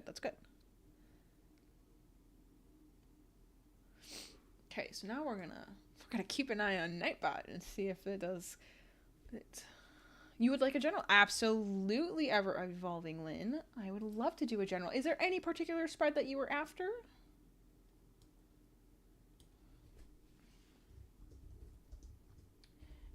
And then EverEvolvingLynn, would you like me to call you Lynn, or is there another name that you would prefer? Can I spell is also my next question. I didn't realize evolving had 2 V's in it, and now I really like that.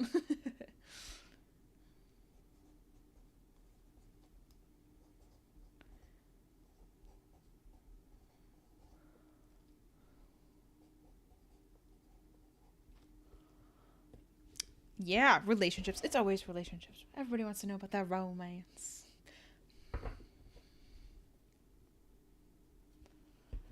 Lynn, perfect. Happy to call you Lynn.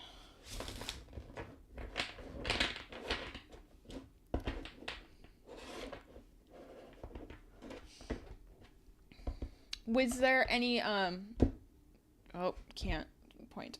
Any of these spreads that you particularly wanted to look into? Some people like to do like their theme focused growth to kind of figure out where they would like to be. Sometimes people feel stuck where they're at, so the situation obstacle advice sometimes is nice. And some people just kind of want like a good past, present, future. That one has also been incredibly helpful. And some people's, they've been like, yep, this makes sense. I don't know if there was one that you particularly had a call into.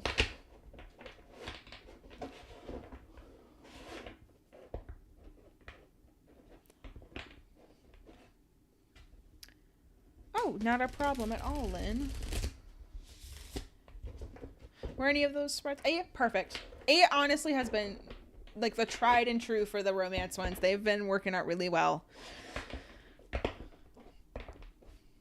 It is always a little sad to read the past cards because something sad in the past. So perfect. And I know there's a little bit delay, which might be why I'm asking questions that you've already answered, is because there's a couple seconds delay between my filming and then getting to you. So that is always a little navigation. Can be a little cumbersome. All right, so past, present, future of our romance. Romantic life. Oh, this deck is so fussy about which cards get picked. This one wants to be future. All right. This one wants to be past. And this one would like to be present. Perfect. Hi, random person. Yes, you can. We are just starting off with EverEvolvingLynn. You will be up next, though. All right. And then I do keep the VODs up, so Lynn, if you would like to watch the VOD again, maybe if you're like wanting to check in, see what it was read, maybe you just want to double check or anything, your timestamp will be 1 hour and 38 minutes and 45 seconds. If you wish to come back to it and say hello, I will also put the timestamps into the description as well. So. All right, so Lynn, we are looking at the One of Pentacles in the past, the Five of Pentacles in the current, and the Page of Cups in the future. Oh, I love that Page of Cups. Me and that Page of Cups are friends. Yes. Okay. Well, okay, love your future. Just want to be very upfront real fast about this. The future is looking really nice. That Page of Cups is a like really childlike wonder, like, and somebody's gonna make you very like excited, like very like happy, and you're gonna be like so like excited, and like you're gonna excited. It's not, keep saying excited. It's not gonna do anything. The word's not changing. This person is going to probably make you think about the world and stuff in such a new way that you were not planning on it, and that's really fun to see in a reading, because like that doesn't always happen. But this other part, like, you're gonna find some sort of new view on the world that is like, this is exciting. And that's, I love it. And there's such an emotional like excitement to this that is so cool, because the Pentacle cards are kind of giving me a more grounded to earth type of vibe for you. It is a happy and colorful card. It's such a wonderful thing. And these Pentacle cards are weirdly dark for the Pentacle suit. They're not usually this dark, I promise. And honestly, the Pentacles in general aren't bad either. Like, this is a good thing. It just seems like you're a very down to earth, grounded person, like somebody who's very realistic about things, and that this person's gonna kind of come in and I almost like grab your hand and rip you out of like the roots you've made. They're gonna like take you out of that moment and be like, hey, we're going to the new thing. You've established where you are and you've like set in stone kind of a thing, but this person wants you to come and dive into the ocean kind of a vibe. It seems like you've actually been working on this past card really, with this One of Pentacles, kind of gives me this vibe of like, you've been waiting for that moment. Like, we've been working on it. You've been trying to stay grounded and make it. Yeah, you're very realistic. Awesome. I'm happy to hear that it's resonating. Because, yeah, you just seem to be like somebody who's like, I've been trying to make sure that all my ducks in a row. And not a bad thing. Like, you're just like, we're making sure that like things are getting ready. If you manifest or like mood board or anything, that's probably something that you're like, I am getting ready for the right person to come along. I think you were hoping that it would be a little sooner. This suggests that there's still quite a bit more time. Not years plural, potentially a year though. Like, honestly, the end of 2025 going into 2026 is the vibe that's like the dates I'm kind of hearing, is that like weirdly, that weird awkward holiday time can be a little bit interesting. But yeah, we're in this moment, and I know my camera's not great, so I'm sorry. But there's a little koala, and this is kind of an interesting thing where like the old tree has burned down, and there's like this, is this tree gonna grow soon enough in time for the koala to live? And in this reading though, it's not about staying in this moment. It's about the fact that you have worked to build a really good foundation, and that somebody is gonna come along and be like, yeah, actually you are going to get to see that new tree, and you are going to be able to like live this amazing extravagant, that's not a word, extravagant, this very exciting life that I think you've wanted, and you've been happy to, like, you've been kind of dreaming of, and what's kind of what you actually have been hoping for is that you've been preparing for and everything. And now you're just kind of at a point though where there needs to be some regrowth that happens. I'm sorry if something has happened that ended up causing you to kind of feel like the world around you burnt down kind of a deal. That's never fun. Growth hurts, and change is hard, but we have hope in that little tree, and I promise you that hope is going to bloom quite a bit. So, was there any other particular questions within this that you had, or clarifying questions in that? Or if it just didn't resonate, that's also valid feedback.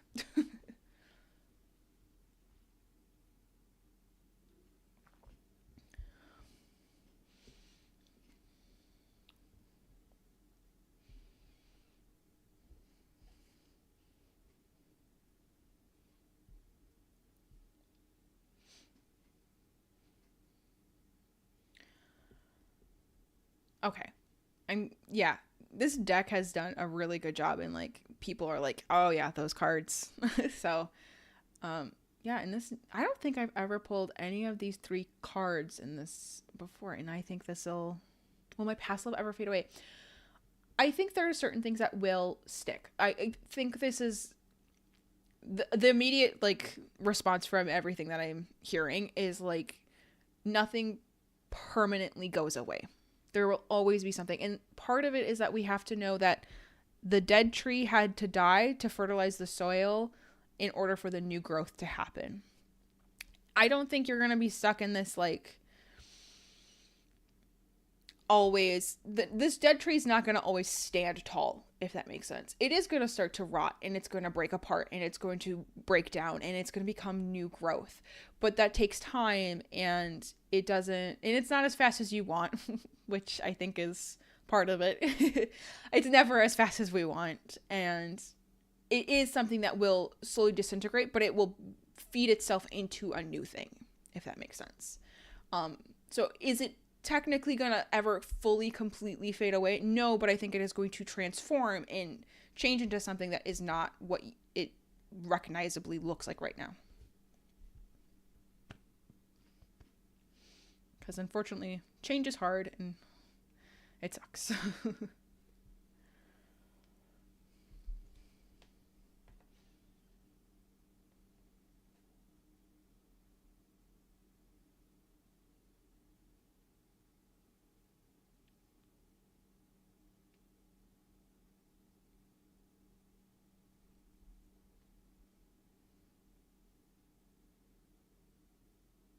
Oh, You have a quite literal one, right? That's so interesting that you have like a literal thing in your yard that you can be like, oh, yeah. That's quite cool. I love that. Man, these cards really spoke to you. They took that art so literally for you. I love that. They really wanted you to know, Lynn.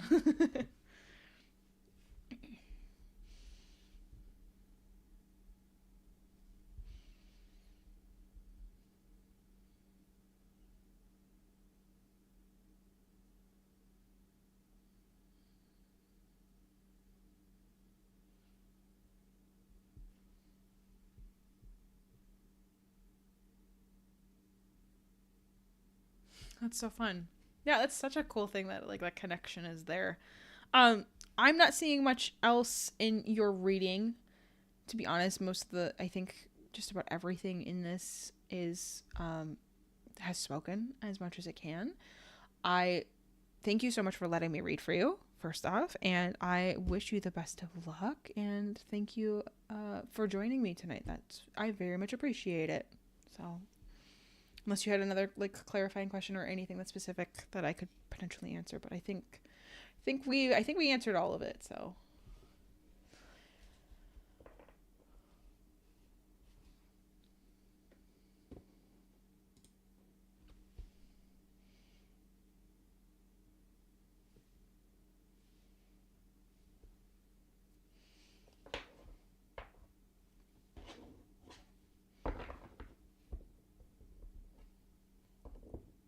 you're very welcome, Lynn. Have a wonderful rest of your day, morning, evening, night, whatever you're at. I hope you have a good one.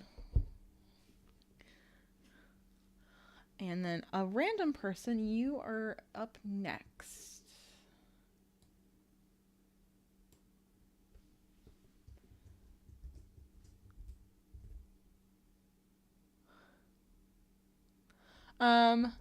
Yes, I was wondering if this was gonna. So I don't do anything with diving into other people's personal thoughts or anything.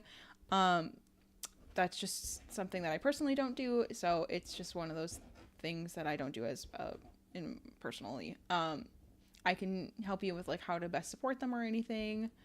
Yeah, I really don't dive into the other person like at all, if just because they're not here to consent to it, which is my big thing. And I don't like reading tarot for people who can't consent to it. It can be very off-putting for them. So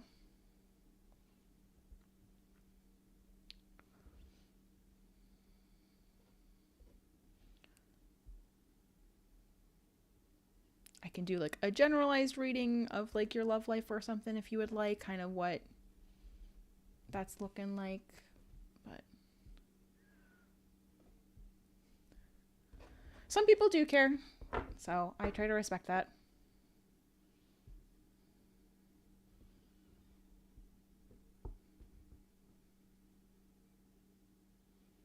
And it's okay if I'm not the tarot reader for you. So that's why there's many tarot readers.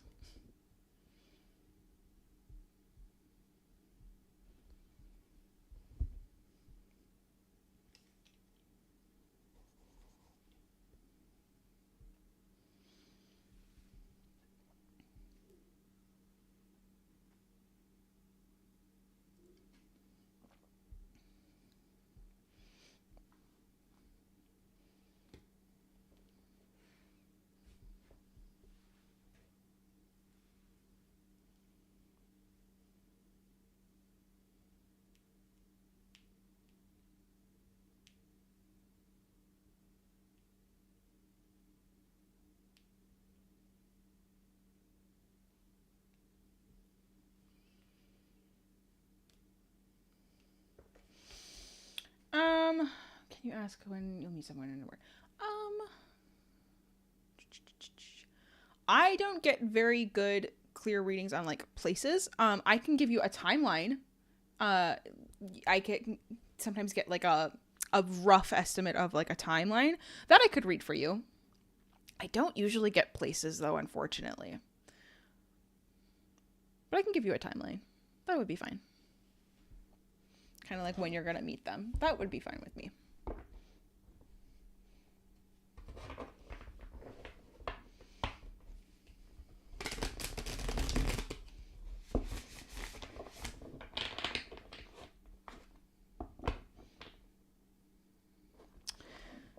Yeah, we can see. Sometimes the cards will give a little bit more information, so I can just kind of see what it says about the situation. And we'll just see. The cards are a little hit and miss sometimes about what they do and don't want to say.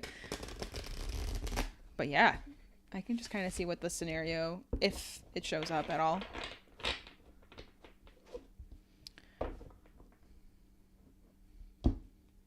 Top card there.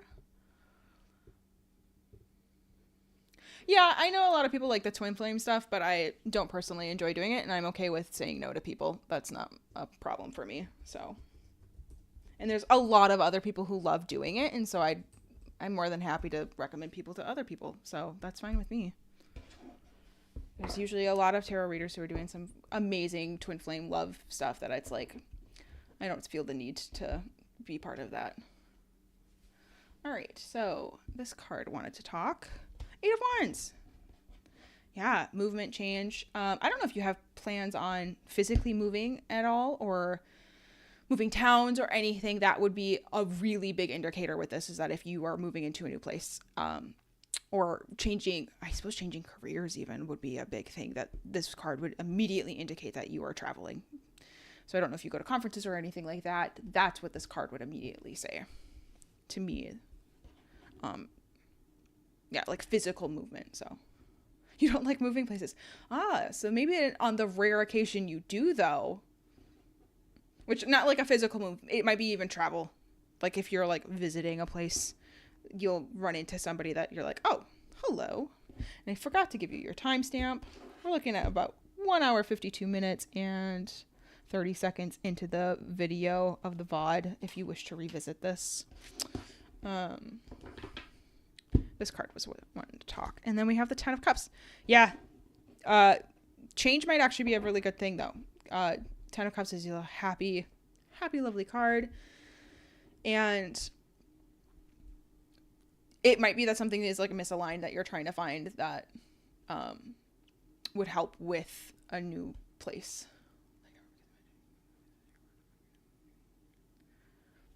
I mean, we have Skype and Discord and stuff nowadays, so you could still see them and you can travel back. I don't know why you would never see them again unless you were housebound, which then yes, you were right.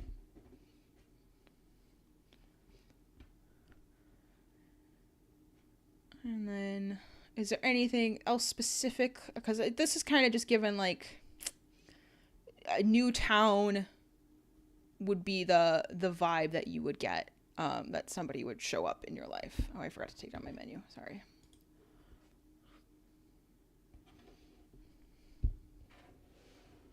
Or if you're traveling to a new place, if there's somewhere you've always wanted to go.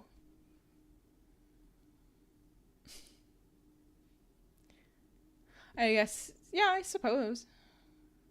Fair enough. And it might not be this year that you're going to meet your person. It might be in the future you're moving, kind of a deal. And again, travel is very much something. So if you're visiting somewhere, you might run into somebody.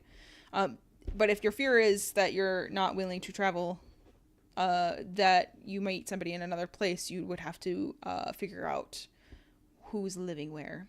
So there is that.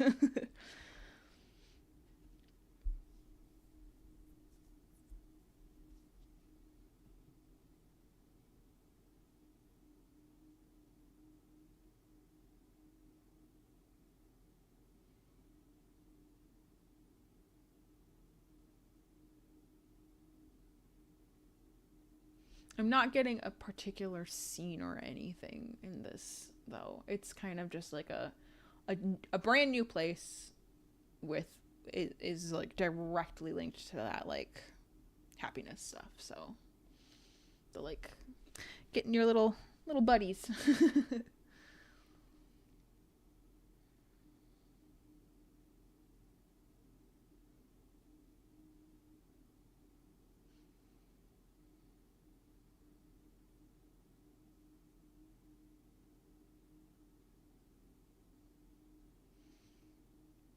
Was there anything else within that you were wanting?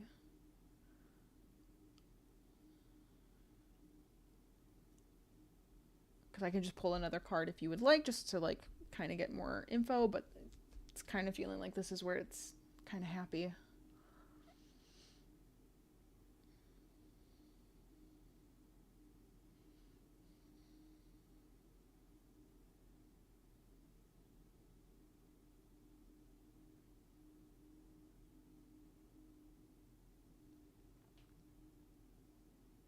will we have, yeah, like how, yeah, if you're gonna,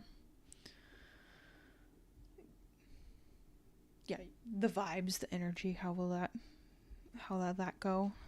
King of Cups. Ooh, King of Cups always makes me think of an emotional imbalance, so one of you is probably going to be far more emotional than the other. And I would be aware of emotional manipulation within that.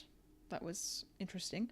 I don't usually get that kind of a thing, but emotional manipulation just kind of popped into my head.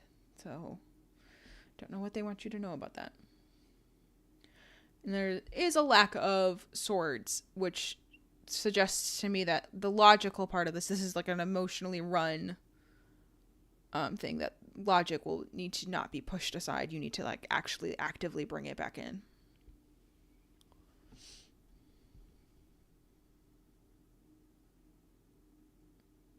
No, I think this is going to be like a mutual thing. Like, I don't know if one or the other is going to necessarily be scared to confess. It's more of a, unless you think you're like, I mean, it depends on where you think on the emotional balance you are, because it could be that you're more emotionally charged that they would be, but, or if you feel like you're the level-headed person, they might have a more emotional, like, responsive, like, what's gonna happen?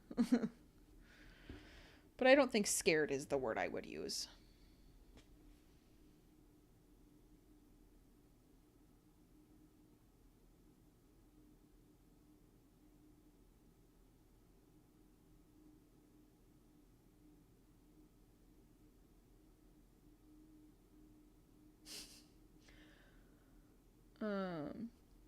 Yeah, like, how can you best be, like, to support them in, like, moving forward, or, are you specifically wondering in, like, the early stages, which part of supporting them are you wanting?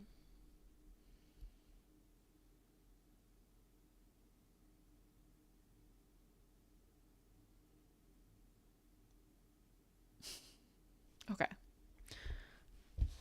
I have a feeling you sometimes ask, this question a lot to a lot of readers, because these cards are kind of muddy, and sometimes that happens if people ask this question a lot, or the same question a lot, trying to get a different answer. But how can you best support your future person?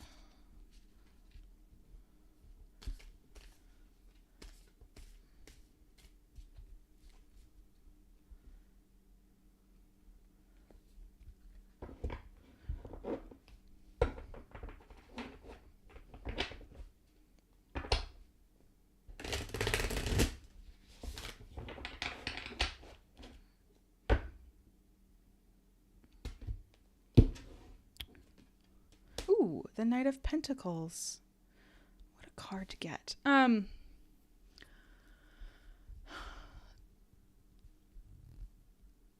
It sounds like you're already potentially, actually I don't know this. There might be some routine orientation that I always just think of with this card, that like you're kind of going into the same cycle, and you're like plodding along in that nice steady pace that elephants tend to move, like they're just like casually going. And I think that's going to be a very grounding thing for the other person, is like keeping that, it sounds like you have like a good home base kind of a deal, and you're really set up to like allow somebody else to join in your life, excuse me. And that is going to be very pivotal for this person, especially if they are, I think, with that emotional imbalance, that your groundedness is going to be really nice to have. Goodness sakes, Nightbot, calm down.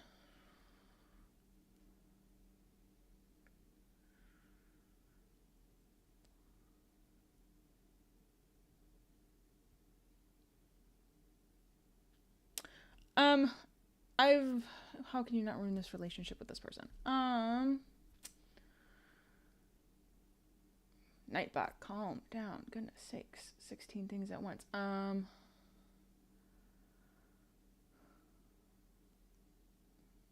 There's not really a clear answer for that.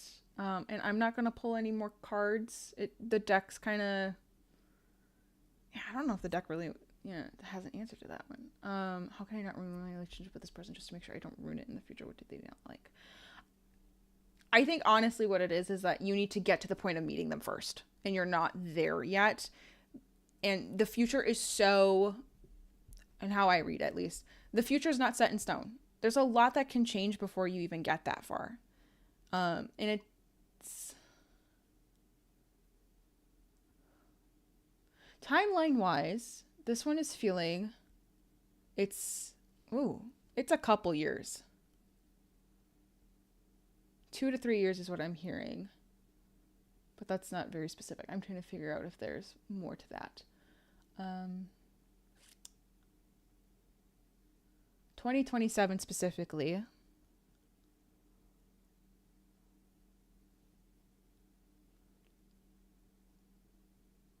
Yeah, okay.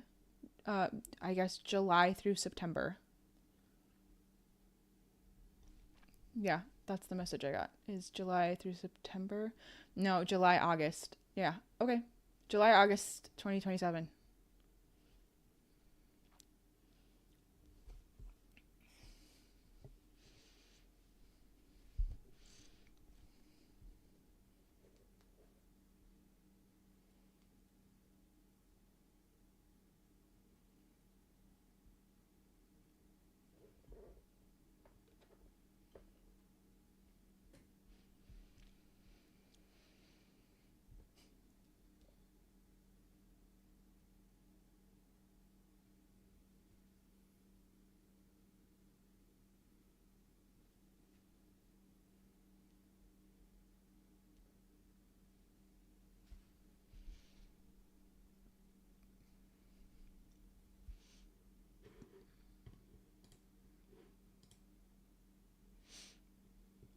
Yeah, it seems to be kind of all the cards want to say. Thanks for letting me read for you, a random person. Unless you...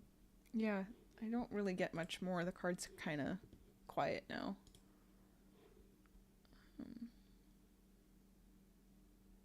It just seems like you're really routine orientated. And that there's this like... Some new experience is what's going to end up having this. I don't know if anybody knows themselves. That's a good question. How do I know myself? Yeah. That's a really great question. How does one find themselves? The Knight of Pentacles really feels like a card that was like quintessentially you when reading. And I just think that there is like a very grounded earth energy within it, and you're very practical, which may or may not. Sometimes when you're lost in your own self, it's hard to figure out what actually does resonate and what doesn't resonate with you, and that can be really hard. And it might be one of those things. Practical and grounded, perfect. That's it then. Yeah, I'm glad you were willing to say that you weren't routine orientated. That's totally fine. It's usually just like my go-to kind of vibe with the Knight of Pentacles, but yeah, it doesn't always, definitely not emotional. Yeah, it doesn't seem like you are in any of this. It was kind of wild to get that Knight of Pentacles because this was the strongest card out of everything. It was like cup cards kind of washed away very quickly. So then it would be a matter of like looking into, if you wanted to balance all of your elements, an important part of that could be looking into like, there's no sword cards here. What is the logical reasoning side of you looking like? And that might look like just sitting down and actually being like, what do I like? Write down what movies you like. Write down what music you like. Any of that kind of stuff. Kind of get a feel for what you do and don't like. You can write down what you don't like. Do you like certain foods or whatever? So there's a lot of stuff that can happen.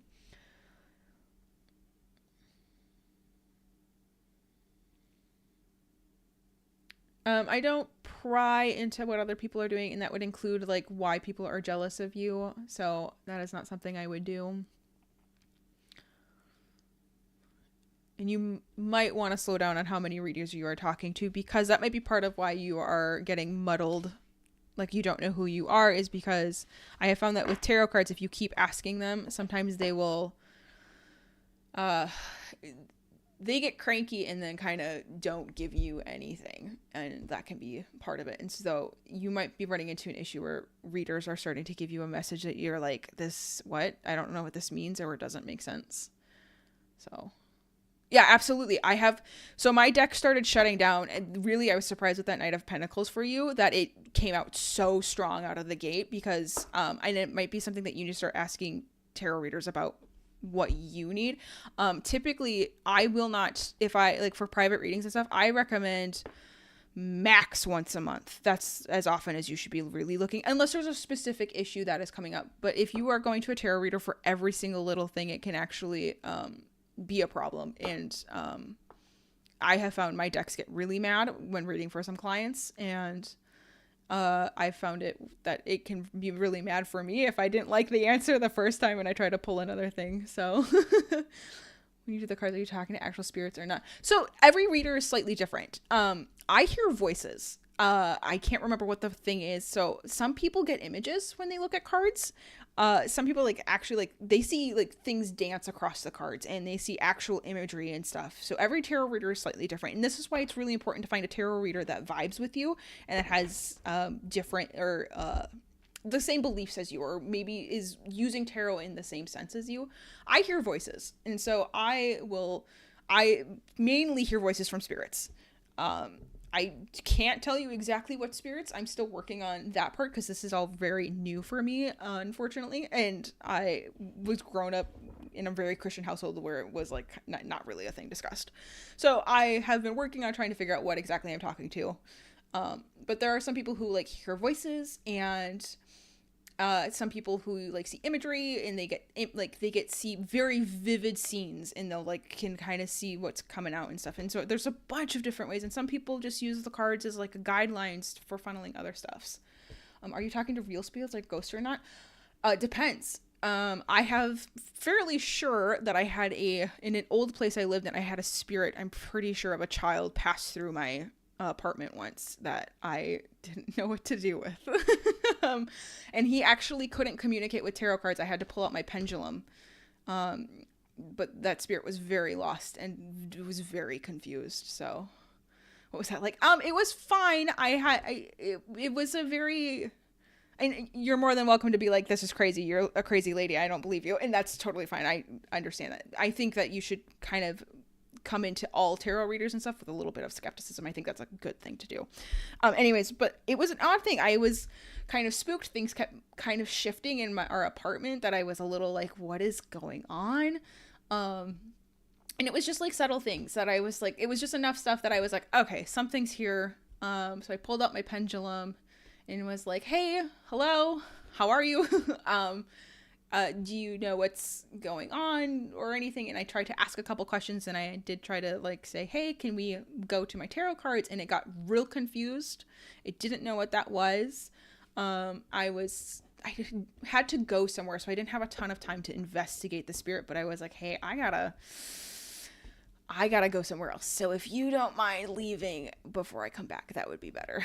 So it wasn't that exciting. Unfortunately, I didn't have time to investigate. So, are pendulums or dowsing rods more accurate? I have never messed with dowsing rods. So I don't know. I've only done pendulums, and I like pendulums. I think pendulums are particularly good for yes/no questions, in my opinion. I don't think tarot is the best built divination thing for, yes/no questions. Are pendulums accurate? This is actually why I got into pendulums. You are supposed to test your pendulum before starting. And I'll get into the tarot, why you shouldn't use tarot and yes or no in a minute. But pendulums, when you get a pendulum, one, you should, if you can, test it out at the store and stuff. Highly recommend going to a local metaphysical shop if you can. But pendulums are really cool because you are meant to test them. So to see if they're even willing to do stuff that day. So you ask them questions that have very black and white answers. What is the day? So I would ask my pendulum today, is it Tuesday? And if it goes yes, awesome. We're on to a good start. And then I would tell it a lie. And if it goes no, then we're doing really good. You ask 3 to 5 questions to make sure it's actually accurate. Which is a very weird thing to explain to a person. I've had some people in my life who were very they will not touch my pendulums anymore. They have touched them and did them, and they were so freaked out. They're you can use it, but I'm never touching them again. Some people are very talented with pendulums. They can get specific letters and zodiac signs and stuff, answers from them. But I have not quite gotten to that ability, and I don't think I need to figure out if some of my pendulums have that personality kind of a thing. I like stuff like haunted houses or hotels. Oh yeah. There's a ton of really cool stuff. Yeah, I love a good paranormal thing. I don't think spirits are inherently bad, so I have no problems talking to them and stuff. And the reason the tarot is not great for yes or no, it's just like it's meant for the nuance of everyday life. It's 78 cards that specifically touch kind of every like experiences that all of us have, to varying degrees, of course. But we are probably all going to experience some sort of death or ending in our life, whether it's our own or somebody else's happening, or and things like new beginnings, and often anxiety or depression will touch us in some way, although it will touch some people harder, and happiness comes and goes and stuff like that. So tarot has a lot of big stuff to it that it handles a lot better than yes or no. Not all spirits are bad. They're just a bit scary because they're dead, and like you haven't died before. So I don't know. Yeah. Oh, absolutely. And some are just like wandering and stuff. And I need to do more spirit work to like fully know. But like, yeah, I've definitely had stuff that's just not been like, that's been good and bad. So it's one of those things that you just kind of experiment and find out. So yeah. But yeah, I would recommend if you're popping into like every tarot reader's chat to like slow down a little bit. But demons are the worst. Yeah, you gotta be kind of careful. And I would be careful with whom you're trying to get. But like a new witch or anything, I don't think would have the power to summon a really mighty demon kind of a thing. I don't think you would accidentally do that. So, but do be, aware of what you're doing. Seek out. You can also look into if there's local covens or anything that have seekers, if they are open to seekers at the time. So yeah, there's lots of cool stuff, and it just depends on what you wish to come out of it. So yeah, fun stuff. Love talking about that kind of stuff. What kind of things about pendulums? I'm fairly new into pendulums. I mean, which is probably also why I only use them for yes or no things. But they have personalities, and some are great for taking on hikes with multiple paths. It just kind of depends. You can use them probably even in a town, in a city, if the stone vibes with that. I find them accurate in their own senses. So it depends on, and I think with any divination, it's as accurate as the querent or the person asking wants them to be. So it's as accurate as you will allow them to be. I think tarot speaks the most to the people who are willing to listen. So if you are okay with having the deep, dark truths of yourself come out, tarot sometimes will come out and just slap you in the face. And that's sometimes really necessary. I have found pendulums to be a far better straight medium for stuff. So, like, if I am, like, thinking something's in a place, so if I think a spirit or anything, I will grab a pendulum, because I think it's usually the fastest way to, like, me and this pendulum and whatever it is are going to communicate the fastest. So, are energy people like psychics or tarot cards more accurate? I think I'm confused by your question. Are energy people like psychics or tarot cards? Oh, I see what you're saying. Never mind. I would not call myself psychic, and I also would not call myself a witch or anything. I'm just somebody who likes tarot cards and hears voices, which somebody might say is clinically insane. I've been checked. That's not what the person said. They were like, no, this is more of like a religious experience kind of thing. And I'm like, cool, we're all good. So I have heard really good things for things like, is it Reiki? I've heard really wonderful things like that. And then, yeah, so like every reader's different. And I don't think anything is necessarily better than the rest. So I think energy people, those who are clairvoyant and everything, tarot cards are really just a tool for any person who has that kind of stuff. So tarot cards for me are kind of a way to channel voices I'm hearing, or to have the voices speak a little clearer. Usually they if I pull a card and I'm like, oh, this is what they're trying to say, and then usually it can build off of that. So I've tuned into a certain voice a lot of the time, and then I'm like, oh, I'm now listening to that one voice, and we're funneling everything. People who have vision, sometimes they'll like a card will trigger a scene. This is also scrying and such, can be helpful for vision people, and that's where the crystal ball, if you've ever seen a crystal ball, a lot of visionary people like crystal balls for that reason.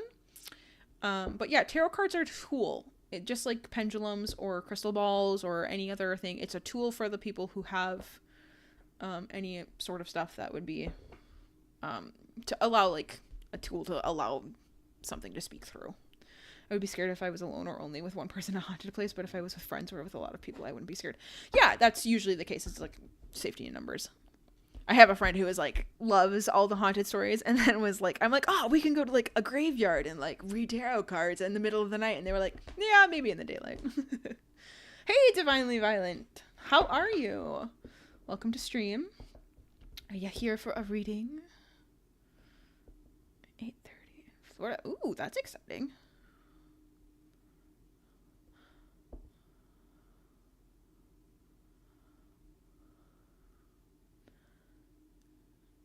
Oh, martial artist in the UFC. Oh, yeah. Let me get my little.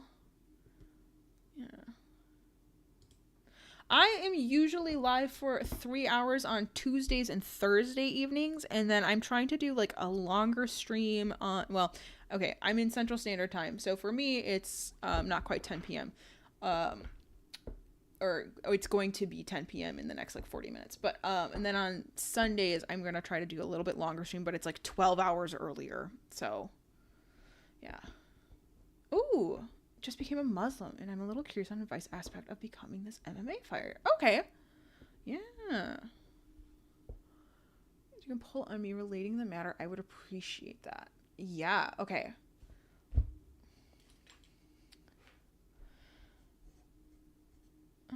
And thanks random person for stopping by. If you're peacing out now, loved chatting, so I'm glad we were able to, and feel free to stick around because I usually have some downtime, and you're more than welcome to just stick around and watch and wait and chat some more if you are interested. I'm running into a lot of coincidences. Oh, fair enough. Yeah. Like the coach told his last name was Muhammad, and I plan on changing my last name to that. Yeah. I see angel numbers or whatever that's called, like a lot of them are for like 1 to 2 months. What does that mean? Ooh, random person. I'm going to recommend a tarot reader for you.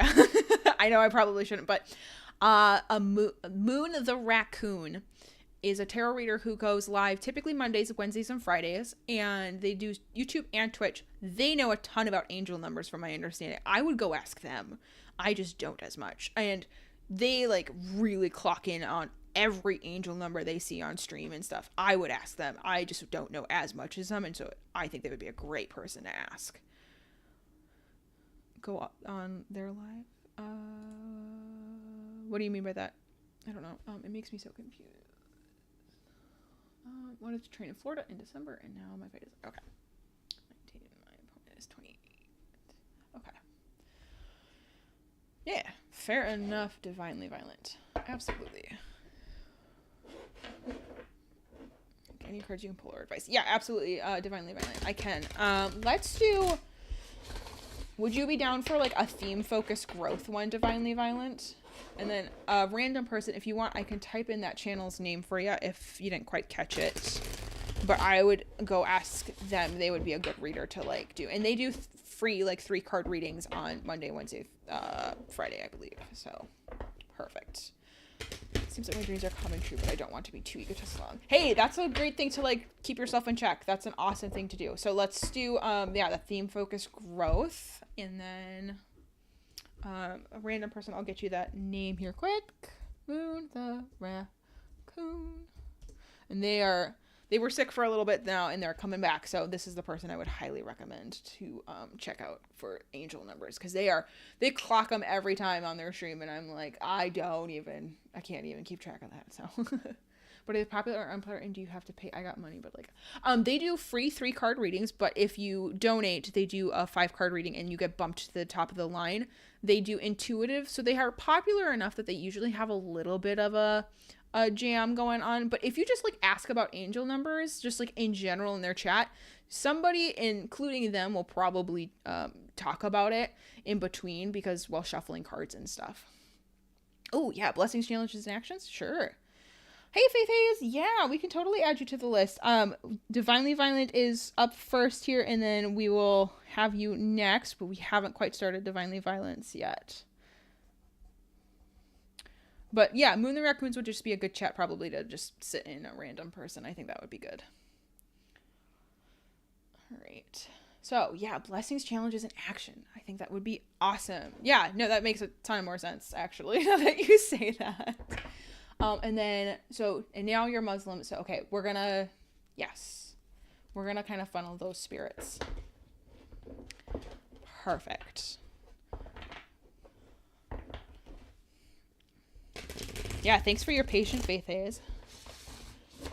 And then Divinely Violent, I forgot to ask, is there any preferred name that you would like me to call you, or is Divinely Violent fine? Yeah, I recognized your name, a random person. I think you were here last Tuesday, or not, I don't remember. Hamza? Am I saying that correctly? Oops, so sorry, I just knocked my camera.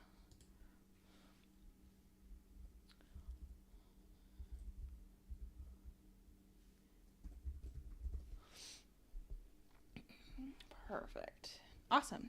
All right, Hamza, let's look into your blessings, challenges, and action. The cards want to be shuffled a little bit more. I don't know a ton about Muslim. So there might be things that you will connect that I will not immediately. So feel free to just, and you can share as little or as much as you want. There is, do remember this is a public live stream kind of a thing. I keep up VODs and stuff. So that is one thing. If you do want to revisit this, there will be a timestamp in the base below. I'm also going to hopefully remember to tell you what your timestamp is.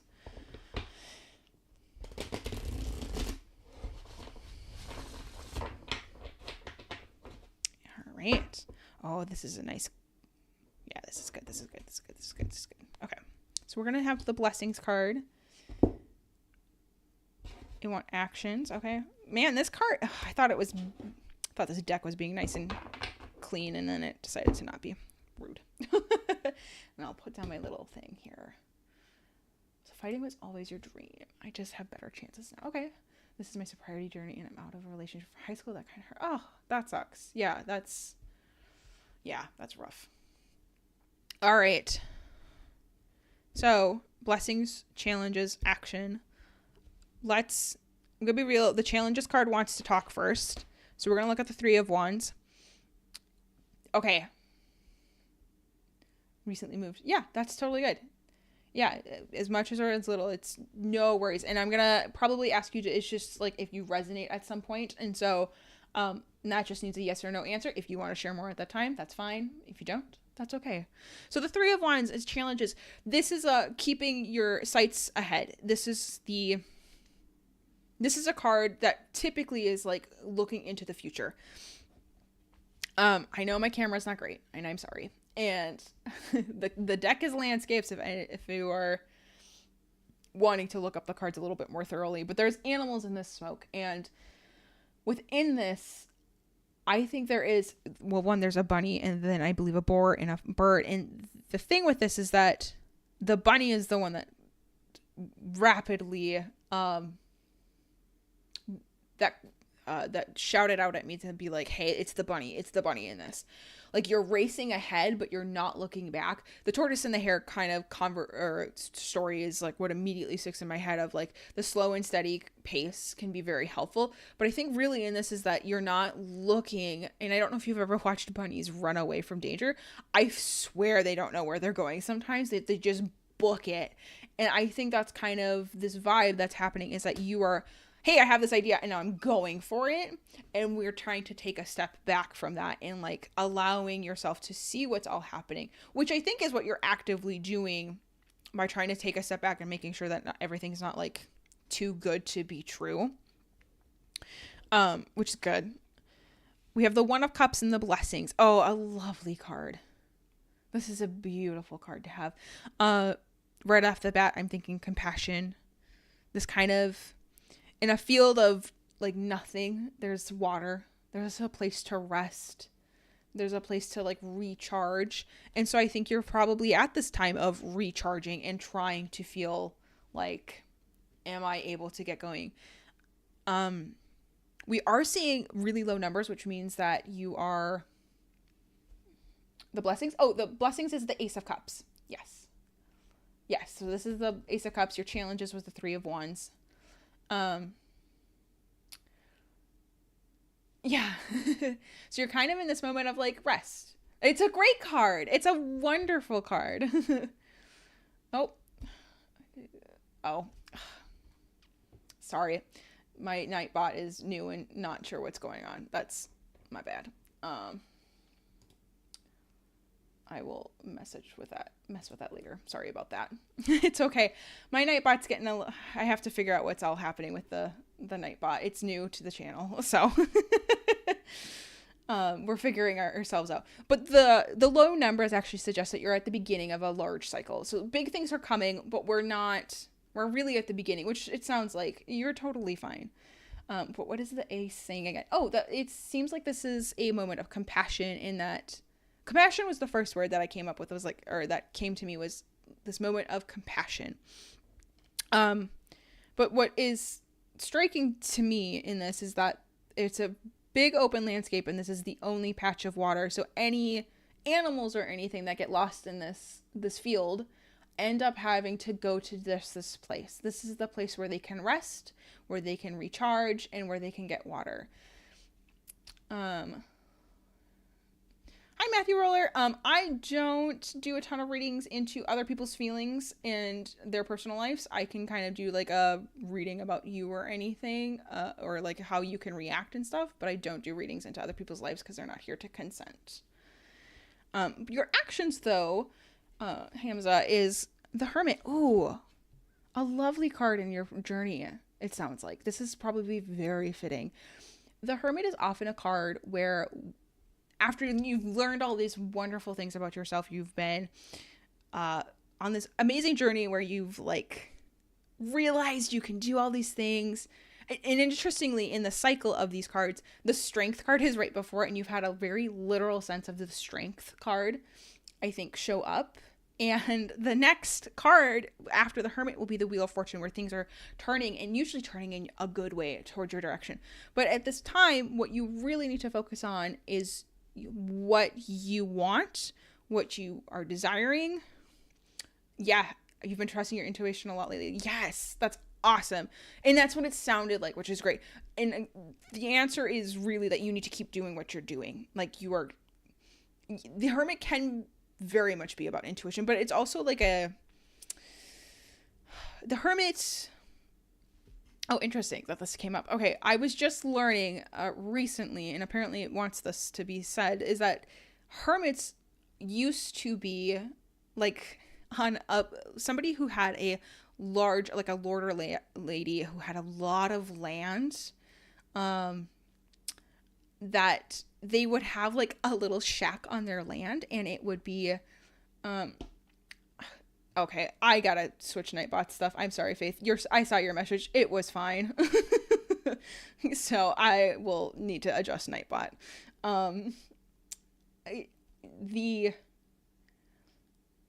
Sorry, lost my train of thought. Okay. It's okay. I need to adjust Nightbot. He's just a little excited. It's his first day, guys. Be gentle with Nightbot.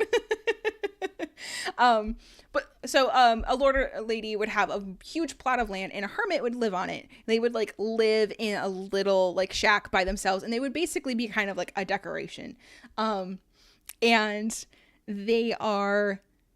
but they still had to report to the master, kind of a thing. So like there's a lot of like internal stuff that is happening So they would take time to like meditate. They would take time to like internal searching, along with knowing that a lot of their needs are met, but they would still have to like report to somebody. And I think in this case is that you've gotten a lot of your stuff, it sounds like, ducked in, like you've got your ducks in a row. Things are working out. Things are great.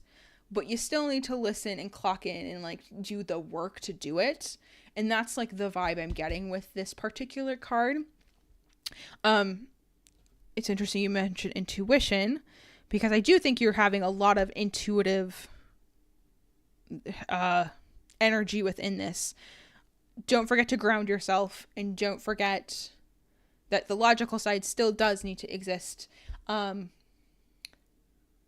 It's okay to question things, whether it's your faith, whether it's what's going on, and what is working. Also, an Ace of Cups for blessings, it does suggest, because I know your original question, or part of your original question, was how optimistic you should be. It swings very optimistic. Now, that being said, I do not believe that your fate is set in stone. So if you decide to now slack off because you're like, well, it's been said that I'm going to win, then you're not going to win because you've slacked off.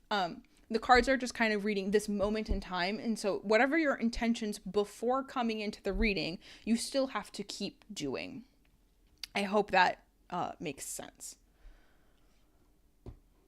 And I don't know if any of that resonated or not.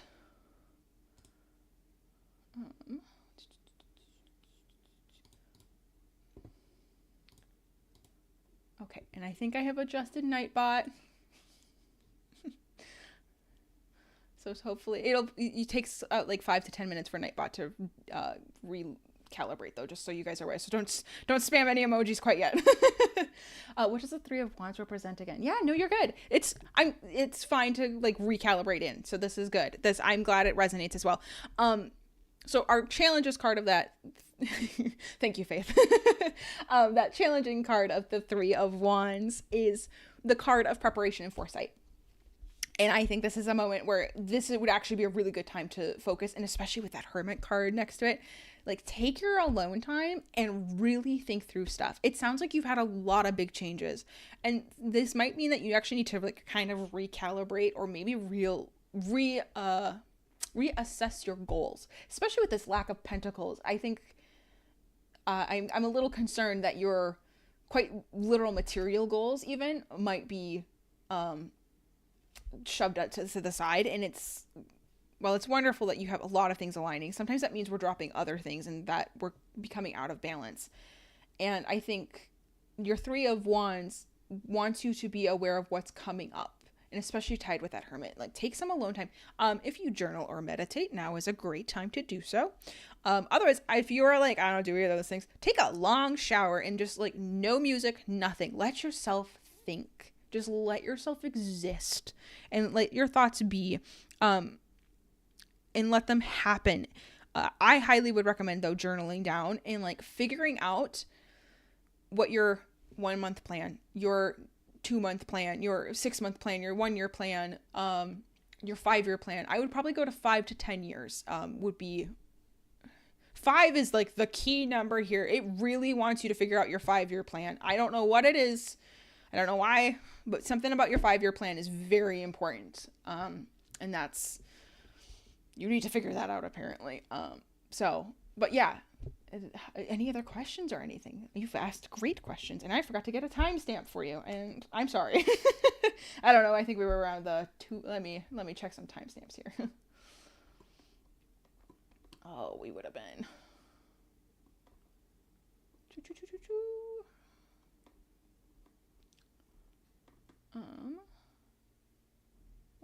Right, 2 hours and 15 minutes in. I do keep the VODs up. Hey, there we go. That makes sense then. That's why the 2030 for you. Very crazy feeling. Okay, yeah. But like I said, future's never set in stone. At least I don't personally believe that. So you do still have to keep moving forward and making sure that you're doing things and doing all this stuff. If you end up wanting to come back to this tarot reading, for whatever reason, you were at about the 2 hour 15 mark.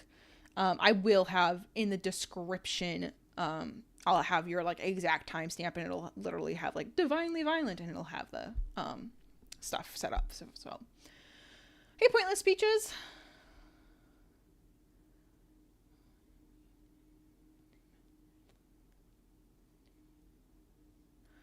Yes, let me address that in a bit. There is one more person in front of you, and then I can get to you. Yeah, Divinely Violent, was there anything else that you had in particular that you were after, or anything, or not, any clarifying questions past this that you were like specifically wanting, or anything? What intuitive information did you get from this? Okay.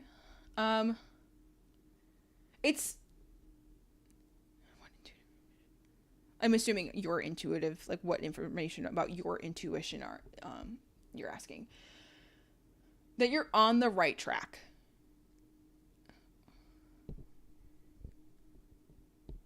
Or are you asking how I read the cards? Like how do I end up reading? Is that what you mean? Or I don't know. Sorry, I might be confusing the question.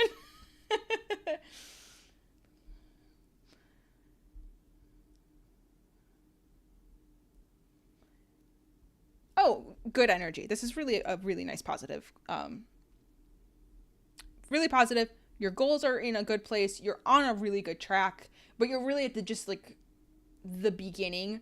And I think in that sense, like you might have some self-doubt or hesitation. Oh, yeah. Don't get stuck in this isolation. Because the one thing with the Hermit is that it is sometimes you end up being like really comfortable in that, like, I'm relying only on myself, and that's something you need to avoid. So.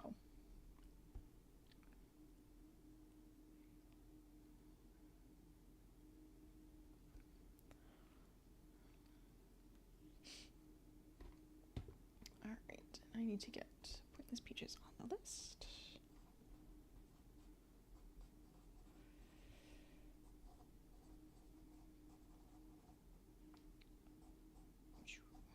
The second. Is that what I was? I wonder.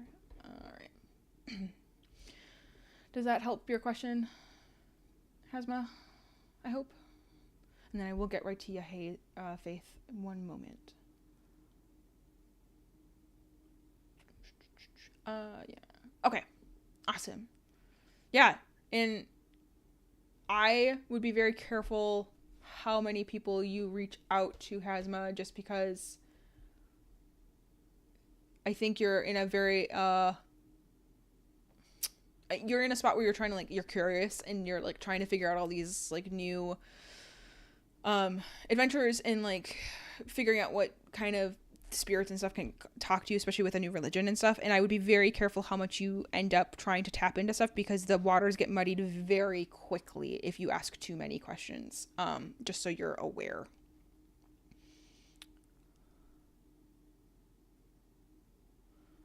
And so I found that a lot of things don't like getting asked a bajillion questions of the same type. So, yeah. Awesome. But otherwise, thank you so much for letting me read for you. That was wonderful.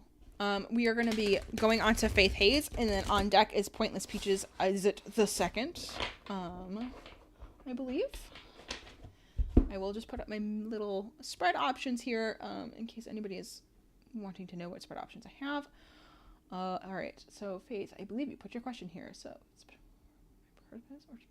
getting okay.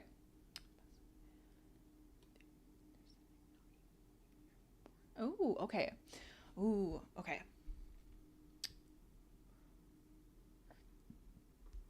So, Faith, is your question related to the two longer messages that you just sent? I'm just making sure. Or did you have something else? And that was just in tangent.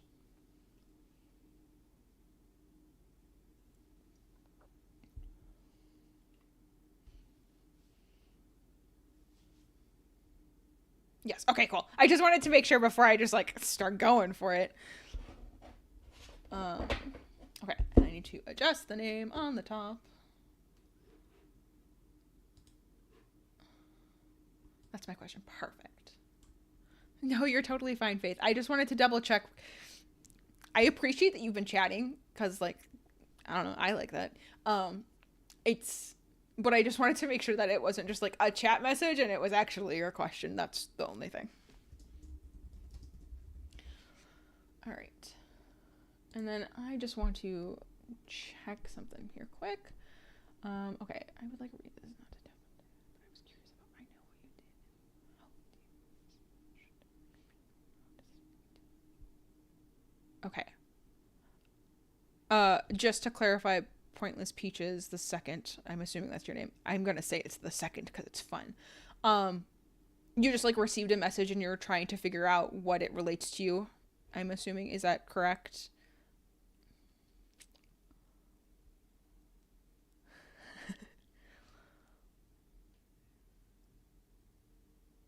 That's totally fair, Faith. Okay, perfect. I just wanted to make sure because clearly you read stuff that or you've been here before. I'm not sure which, because I don't read into other people's energy, which I appreciate, or you've been lurking, whatever it is. I appreciate you understanding that. I just wanted to make sure I was understanding your question in case you were like, we were like, this isn't going to work, and you can just peace out then. But no, I think that it's a great question, and I'm happy to help you with that one. Okay, so we're going to do Faith's, and then Peaches, you're up on deck. All right. So, and Faith, I forgot to ask, are you okay if I call you Faith, or would you have a preferred name that I call you?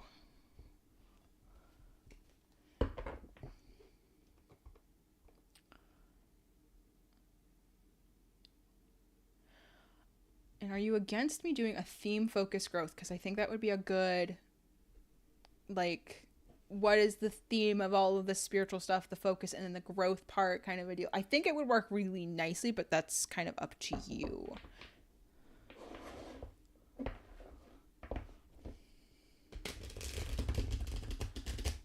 Perfect. That just seems like it would work really nicely. This deck does pretty solid with spreads. It's not terrible at like when I make up a spread and go for it, but every now and then I get a very muddy message. So awesome. Yeah, theme focus growth. Oh, yeah. Oh, this deck wants to talk. Okay. That's the theme card. That's the focus card. Oh. But growth is somewhere in there still. All right, well, shuffle some more.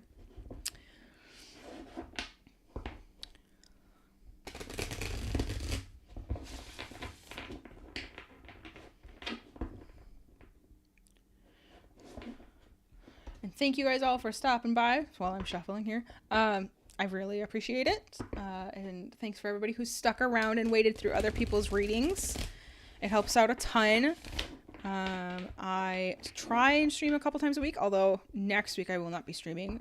So if you're more than welcome to come by and chat. I love chatting all things divination and stuff.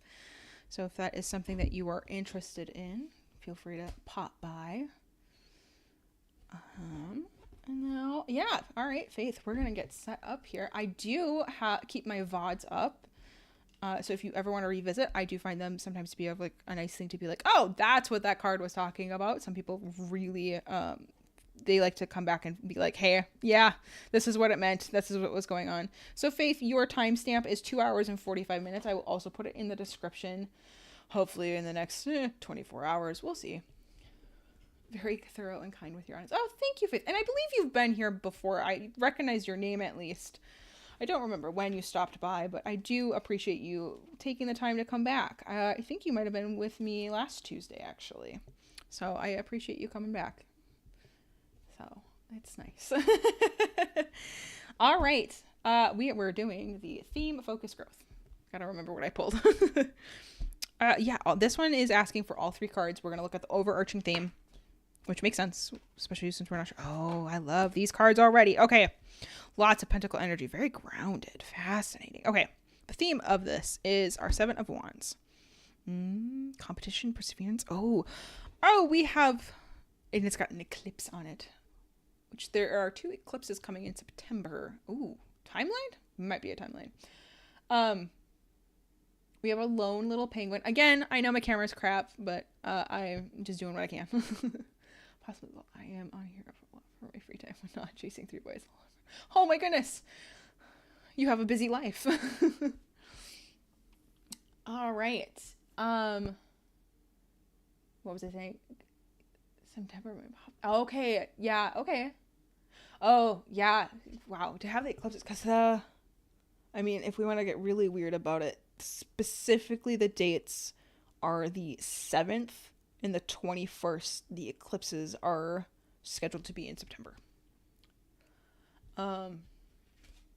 Yeah. I don't remember what I was saying. But 7 of Wands. This little penguin had to do something to get up there. Ooh, very close then. Okay. Interesting. Yeah, September's going to be an interesting month, I think, for you. Our focus is the Knight of Pentacles. I love this nice steady card of the Knight of Pentacles.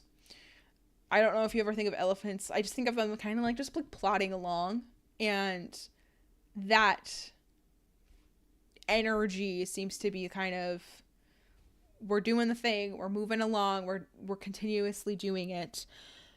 It's interesting that you brought up like this part of you isn't here, because with the 5 of Pentacles, I find it this is an interesting picture, as something feels like it almost has to die in order for something to regrow. And oh, sorry, I'm listening to things.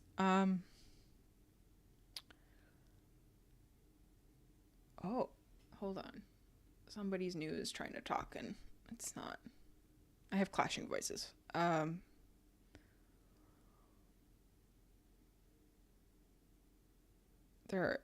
man, people need to, okay, hold on. There's a couple voices that are trying to get through, and somebody needs to decide who's talking. Okay.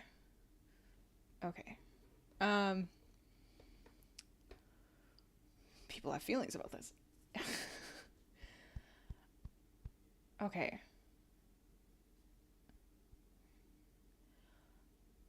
There's a deep spiritual connection that you are having.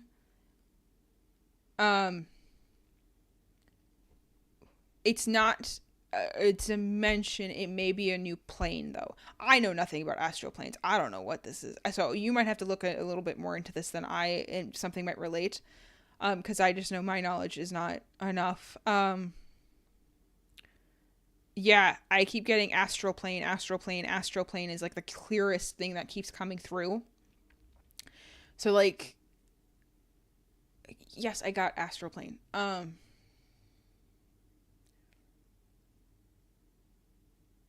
Oh, okay. Something has transformed within you to get this. Is this new for you, that like this wasn't always a thing, or has this been something that it might be something that you've just attuned to. It might be something that was always laying dormant. I need to read your original question, I think. What is the most special purpose of our spiritualism? Why I keep getting called from the spirit realm? Okay. Yes. Yeah. I feel like there's something not human about me. Okay. It's not that you're not human. It's just that like things have unlocked in a way that you have. Spiritual have been different, stronger since mom. Okay. And it's very possible that she was kind of like a gateway. Yeah, the term gateway with your mom keeps popping up. I don't know, though, exactly how all of that works exactly. But I think part of that made you far more attuned to it. And I think that's part of that 7 of Wands, where we are like seeing the perseverance and like that like one, like this is like a full eclipse, which what happens every 25, maybe longer years. We just had one last year. The last one was like 20 something years ago. So like this is kind of one of those things where you had this perfect opportunity where everything aligned up that you could then have stuff work out. My advice to you is from the cards is that you need to just, this Knight of Pentacles would be that that focus, which makes sense. The theme, things have lined up. Focus is that continuously plodding along.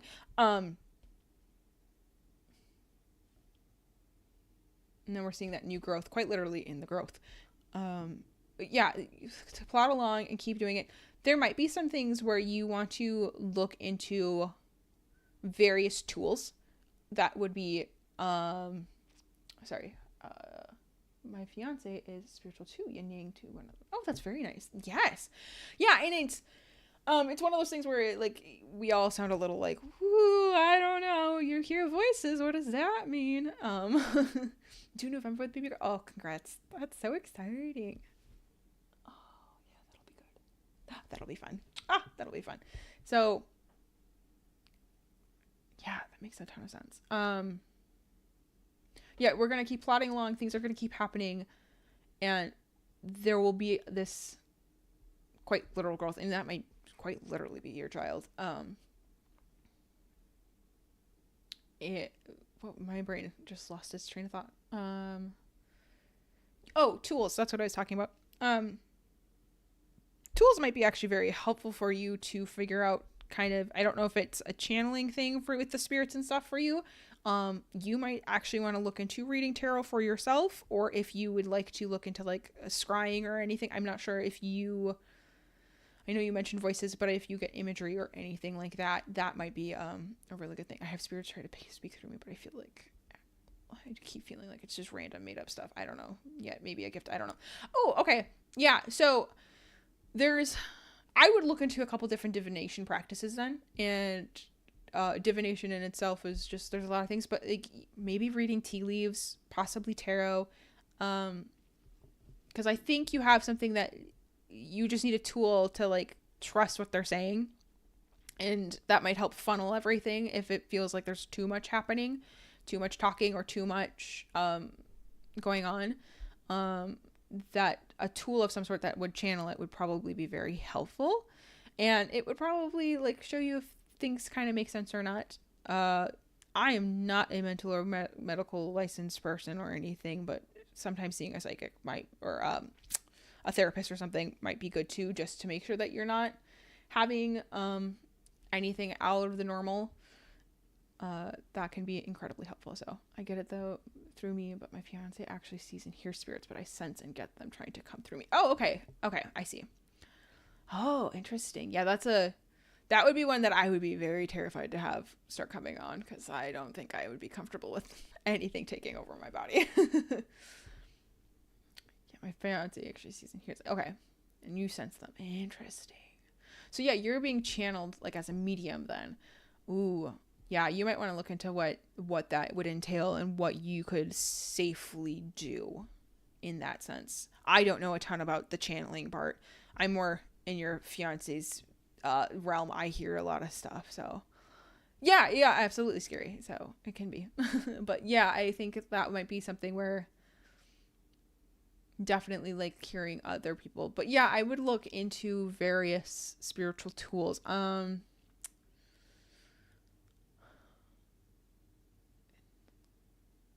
Dark and light ones. Okay. Interesting. Peacemaker of dark and light. Interesting. No, that's totally fair. To be very clear, I think the spirits that were talking were very adamant about a couple of different things, and there's something about astral plane that you need to look into. I don't know exactly what it means, but if it's not a dimension, it's an astral plane. Whatever. I don't know. I'm not even sure exactly, but it seems like a higher one. Something higher than us. And that might be like a spiritual thing. It might be, depending on your faith, it could be a gods and goddesses, or some other deities that you are able to tap into. So yeah, it might be something that you would like to look into to figure in a safe manner.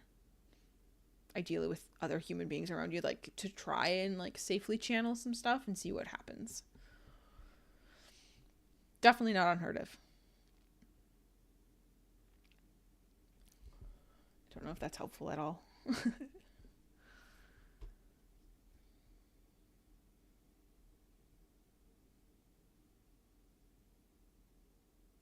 Hopefully some of that resonated. I don't know.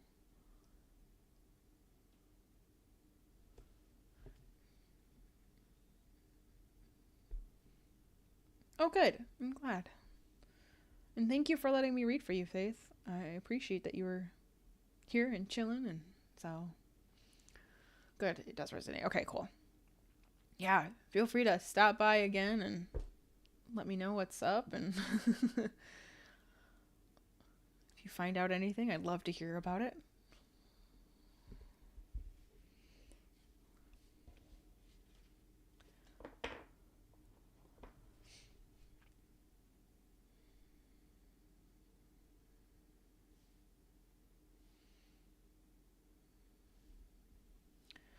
Thank you for reading. Yes. Is it okay if your fiance waits after Peaches and then I can do them? If that's all right. Get Peaches going.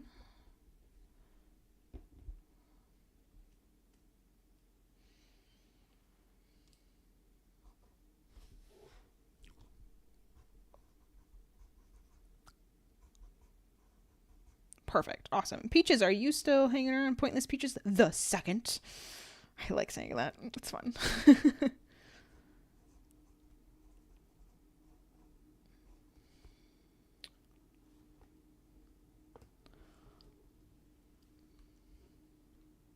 Yes, haha. I love that you enjoy that name because it's fun. But if you do have a preferred name, Pointless Peaches the second. It's just fun to say. I'll just probably call you the second of whatever you prefer to be called.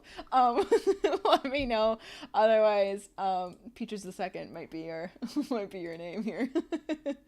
And if you don't mind repeating your question, I know it was a while ago, but I can try to look it up too. Not a big deal. I'm just trying to do a couple things here quick.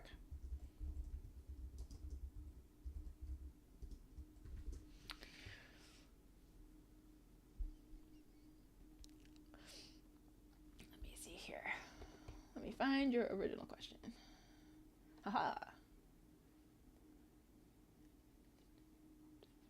Okay. Know what you did. How does that relate to you? Got it. Okay. No worry, Faith. No worries. Okay. I can roll with Peaches in a second. Excellent. All right. I really don't mind if you're like, I don't like this, I would like something else. I'm not offended. I was having a good time with it. I don't think I've been able to call any chatter the second or third and something, and I thought that was kind of fun.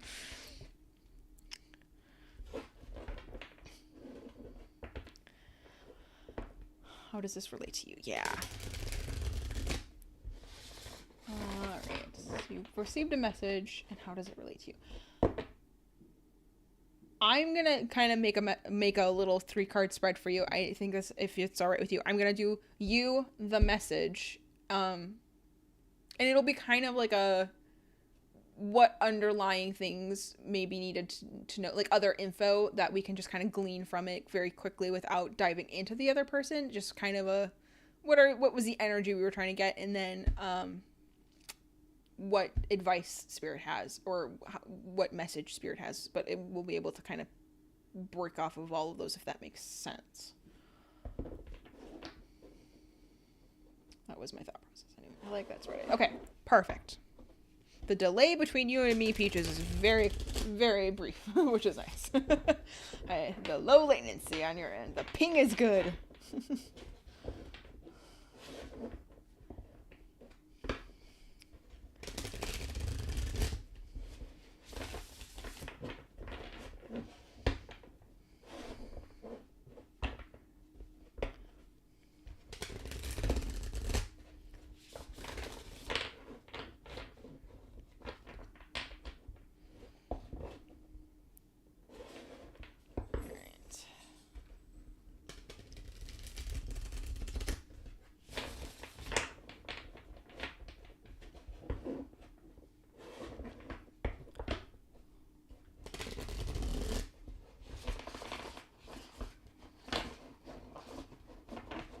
Come on, cards, I believe. Nope, apparently I didn't believe hard enough.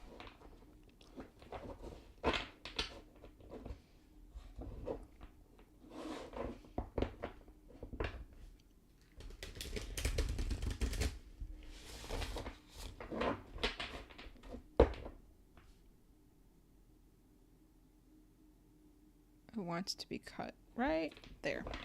All right. Ooh. Ooh, this deck is feeling good about this. Okay.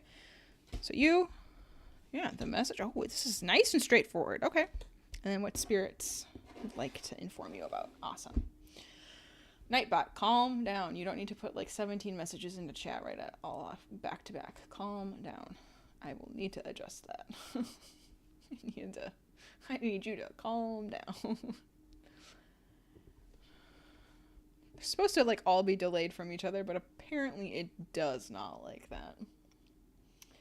All right, so let me take my little 3-card menu thing down, and then your timestamp, if you would like to watch the VOD again, is 3 hours and 2 minutes.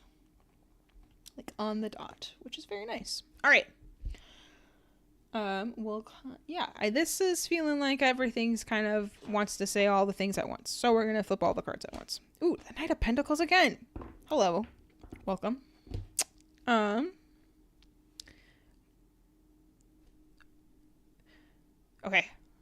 Love the Nine of Cups showing up for you. Nine of Cups is a wonderful card, and the immediate thing of like that nice fresh drink of like a cold lemonade kind of idea.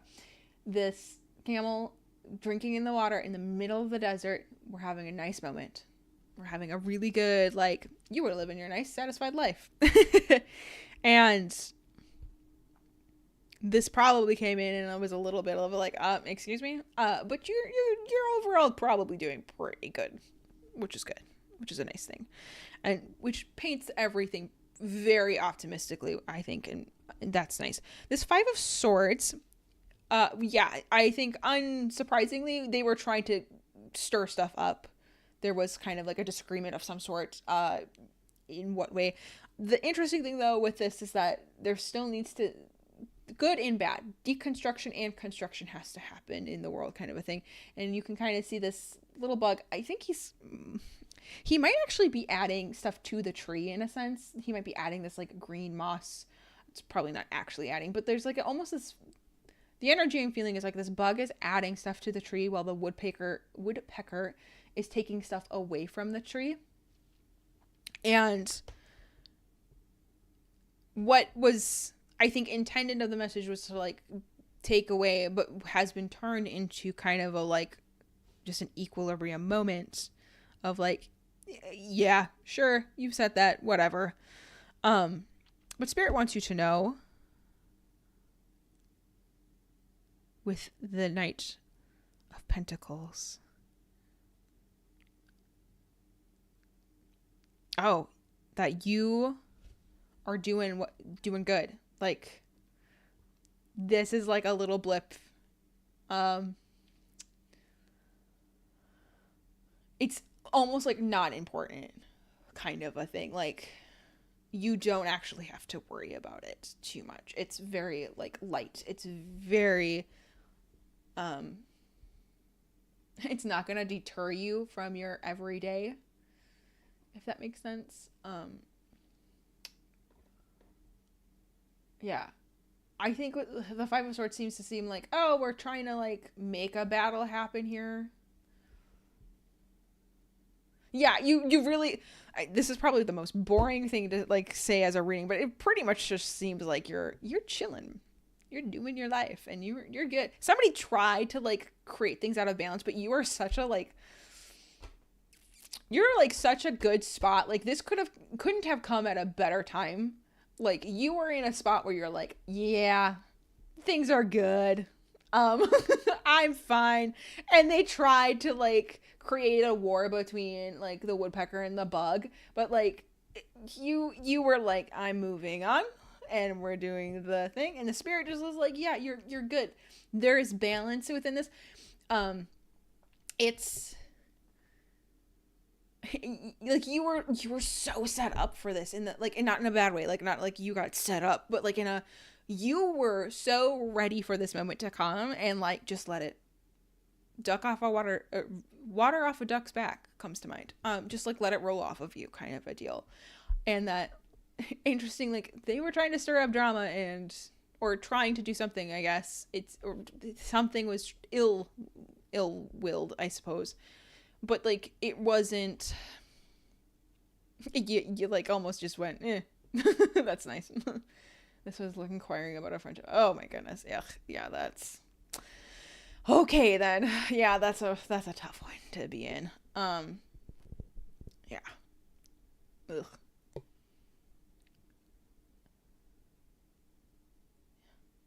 You have no wands. That's not concerning though for this. Yeah. Sometimes something missing is concerning, but this isn't concerning. Yeah.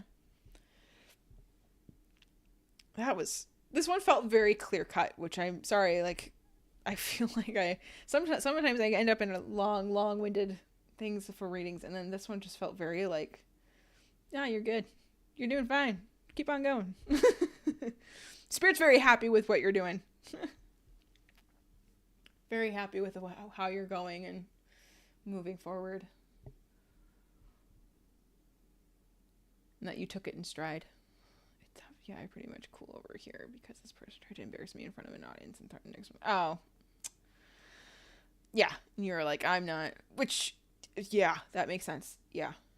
Yeah, you were like very grounded in that moment. Which, the swords card is incredibly grounding energy from it. For a swords card. It has. This card really reads a lot of earth energy when it usually has so much air energy in it. This one does not. This one feels so earth heavy. Very grounded, very like level-headed kind of a thing. Your Nine of Cups might suggest though that it's okay to have emotions about it, and it's okay to like feel them, just so you're aware, safely.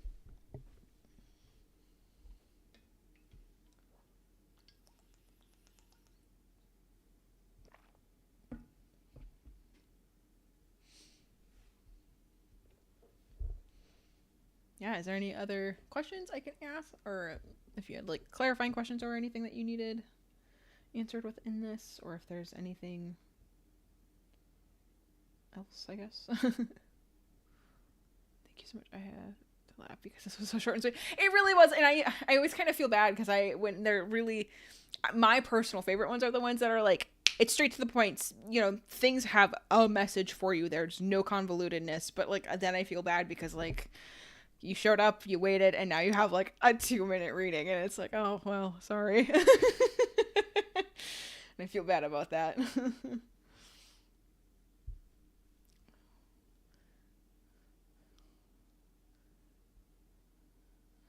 Okay. Feel free to stop by again and like, or stick around. If I don't have anybody, I can probably do another reading. Although I should probably wrap up soon. But yeah, feel free to pop in again and some other time because you had some strong spirit like connection there, because that was a very clear answer.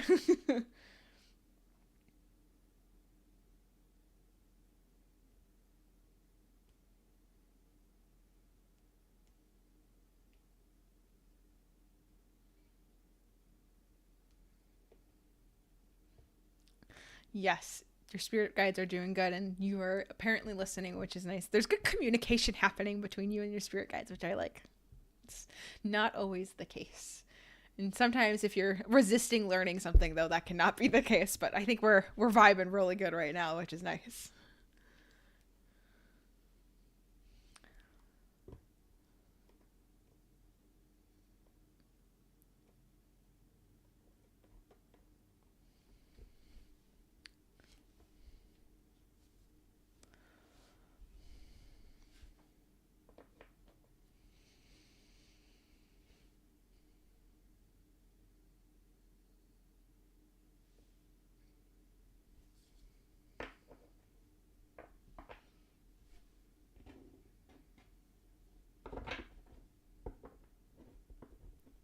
And thank you for letting me read for you. I forgot to say that. Peach is the second.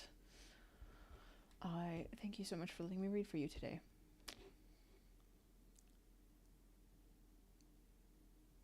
Oh yeah, I actually have a candle off screen, so every time I do a reading, that's what I'm doing. And with the darkening light, you can kind of see it reflecting off of my hand. I cleanse the cards that specifically got read, and I actually usually does a ton for cleansing my deck as I go. and then shuffling. I riffle shuffle specifically to try to get energy out of it. And then I do hard resets pretty frequently. So, but thank you. I do appreciate that you are checking. I need to, instead of like a hydrate reminder, I need like a cleanse your deck reminder. And then Faith, I don't know if you came back yet. I know you were wandering off for a bit.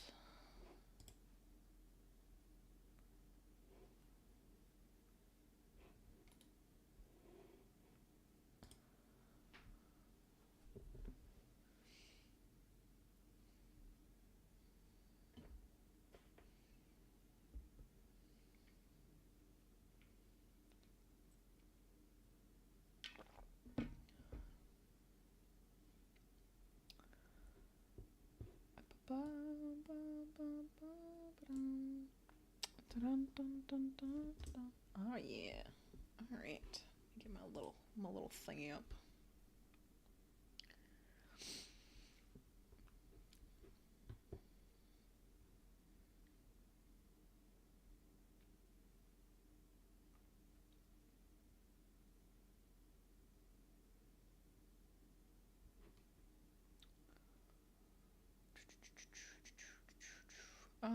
Okay. And then I think we'll probably wrap up after Faith's fiance. Cool. Yeah.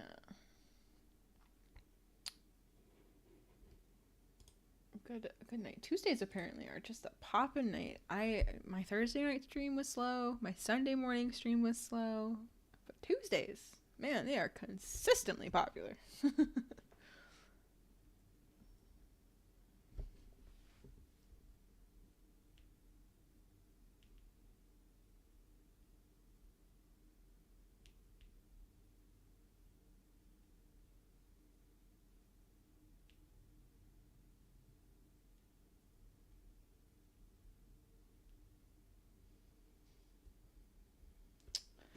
If you're watching the VOD or if you're just hanging out in chat, I do private readings as well. They are a little bit more connected, actually. So if you think any of these are good, I highly recommend those because I do a little bit more work on the outside of what gets filmed for those, and they actually are more connected to people, and I have found far deeper and far more personal, hence private readings. So, okay. I'm just gonna put a quick message up.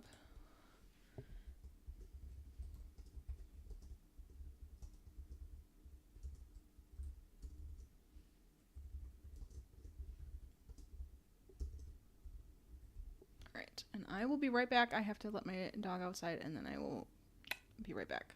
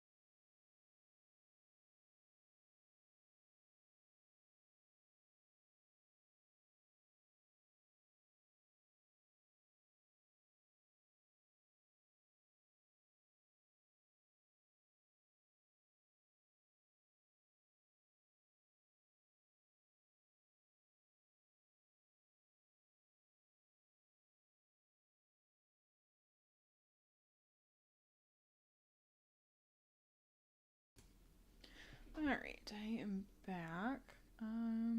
Faith, are you back?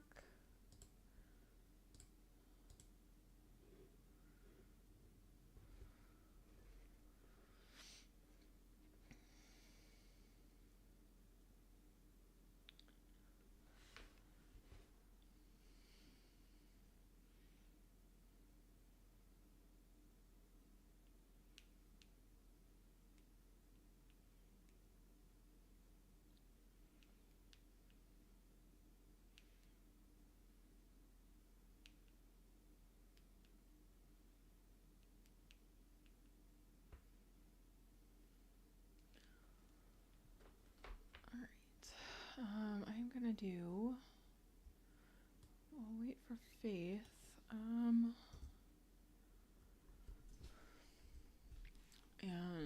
then I think I'm gonna call it a night.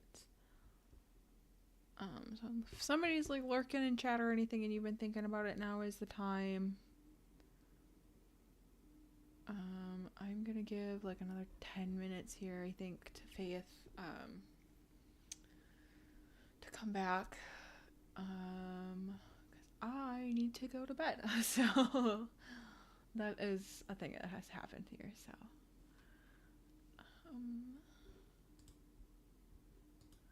but yeah, this apparently Tuesday nights are the night to stream. Oh my goodness, we had 7 people subscribed today. That's wonderful. Oh my gosh. And hopefully I got some decent hours. That's the big thing. I'm really wanting hours watched. So I need to get Nightbot to calm down. Nightbot is having a rough time with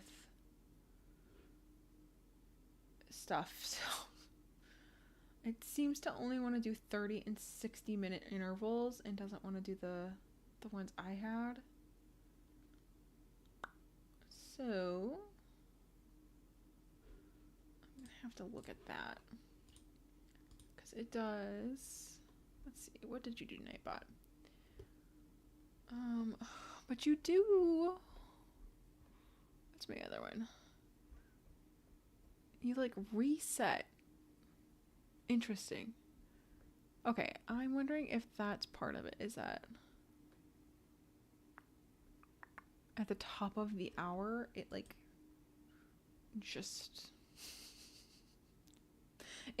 wants to do the top of the hour, which is a little annoying.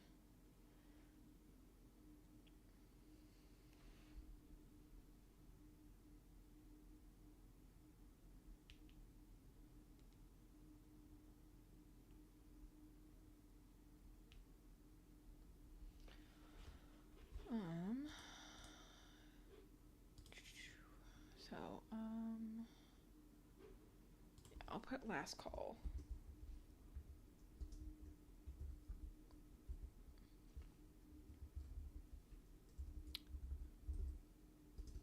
Wrapping up. Okay, yeah. So Nightbot seems to be doing something where, like at the top of the hour, it drops everything I have registered, and that's not what I want. And that it's like almost like a reset point, and then like after that though, it seems to be okay. Because it has, yeah, okay, like it resets at the top of the hour, which is like really annoying and not what I want it to do. Which like one of my things is set for every hour, but like none of the other ones are. It's so weird.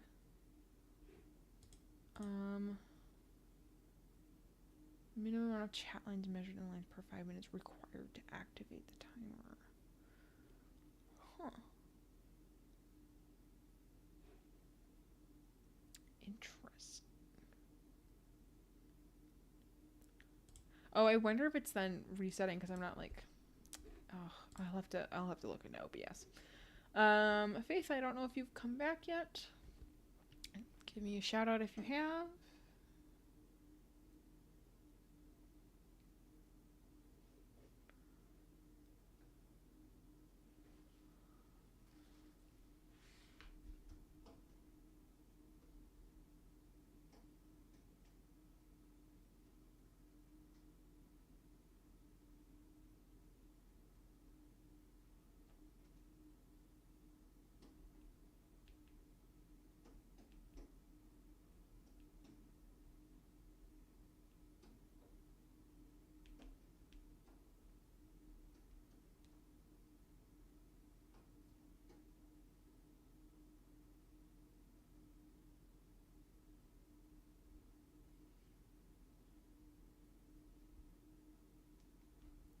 need to wrap up.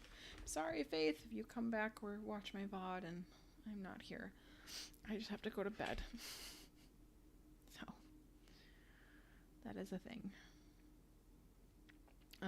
Yeah, so we got 7 subscribers. 1, 2, 3, 4, 5, 6, 7, 8, 9. 9 readings, which is awesome. Averaged about 3 readings per hour, which is great. Happily accept that. Yeah. It's good, it's good, it's good.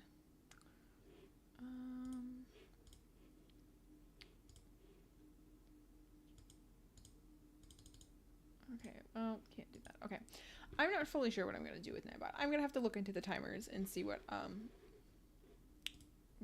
others suggest. Let me see. Can I? Yeah, I saw that, but you can calm down. Yeah. And we did get some of the things fixed.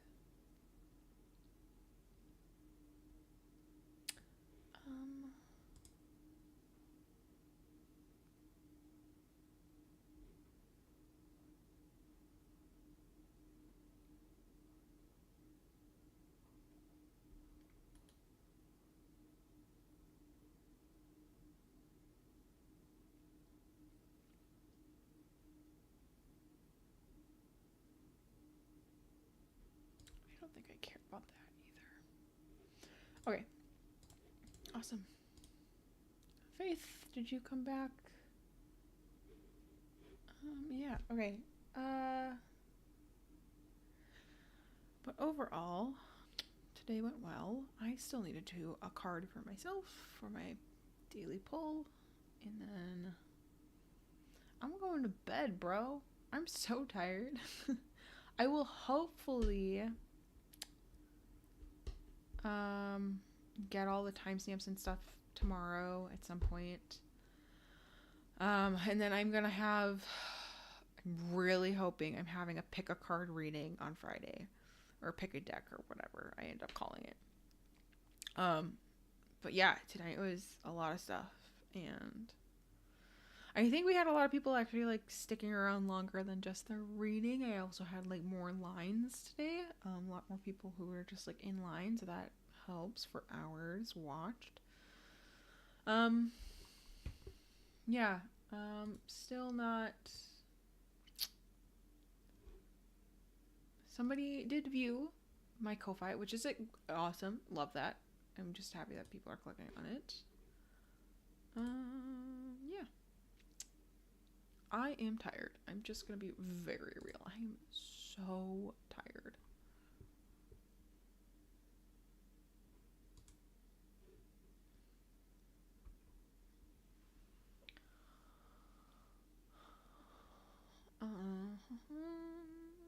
Yeah, I might just wrap up.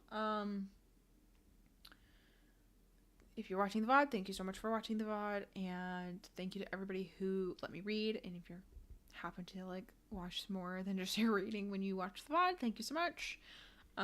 Really appreciate it. I always love updates. If it's something you can share, I appreciate it. Feel free to check out my Ko-Fi for donations. It really helps. I'm trying to pay off my student loans, so that's a thing. And yeah, I appreciate it. So yeah, man, I think I'm gonna end stream here. I don't know what happened to Faith, but it's been like almost a half hour now, so I'm gonna call it. Sorry, Faith, if you happen to see this. I'm just really tired. I usually go to bed like 2 hours earlier than this, so it's my own fault. But that is a thing. So I am gonna go to bed in peace and sleep and that jazz. So thanks everybody who's watching the VOD. Thank you for everybody who stopped by in the stream.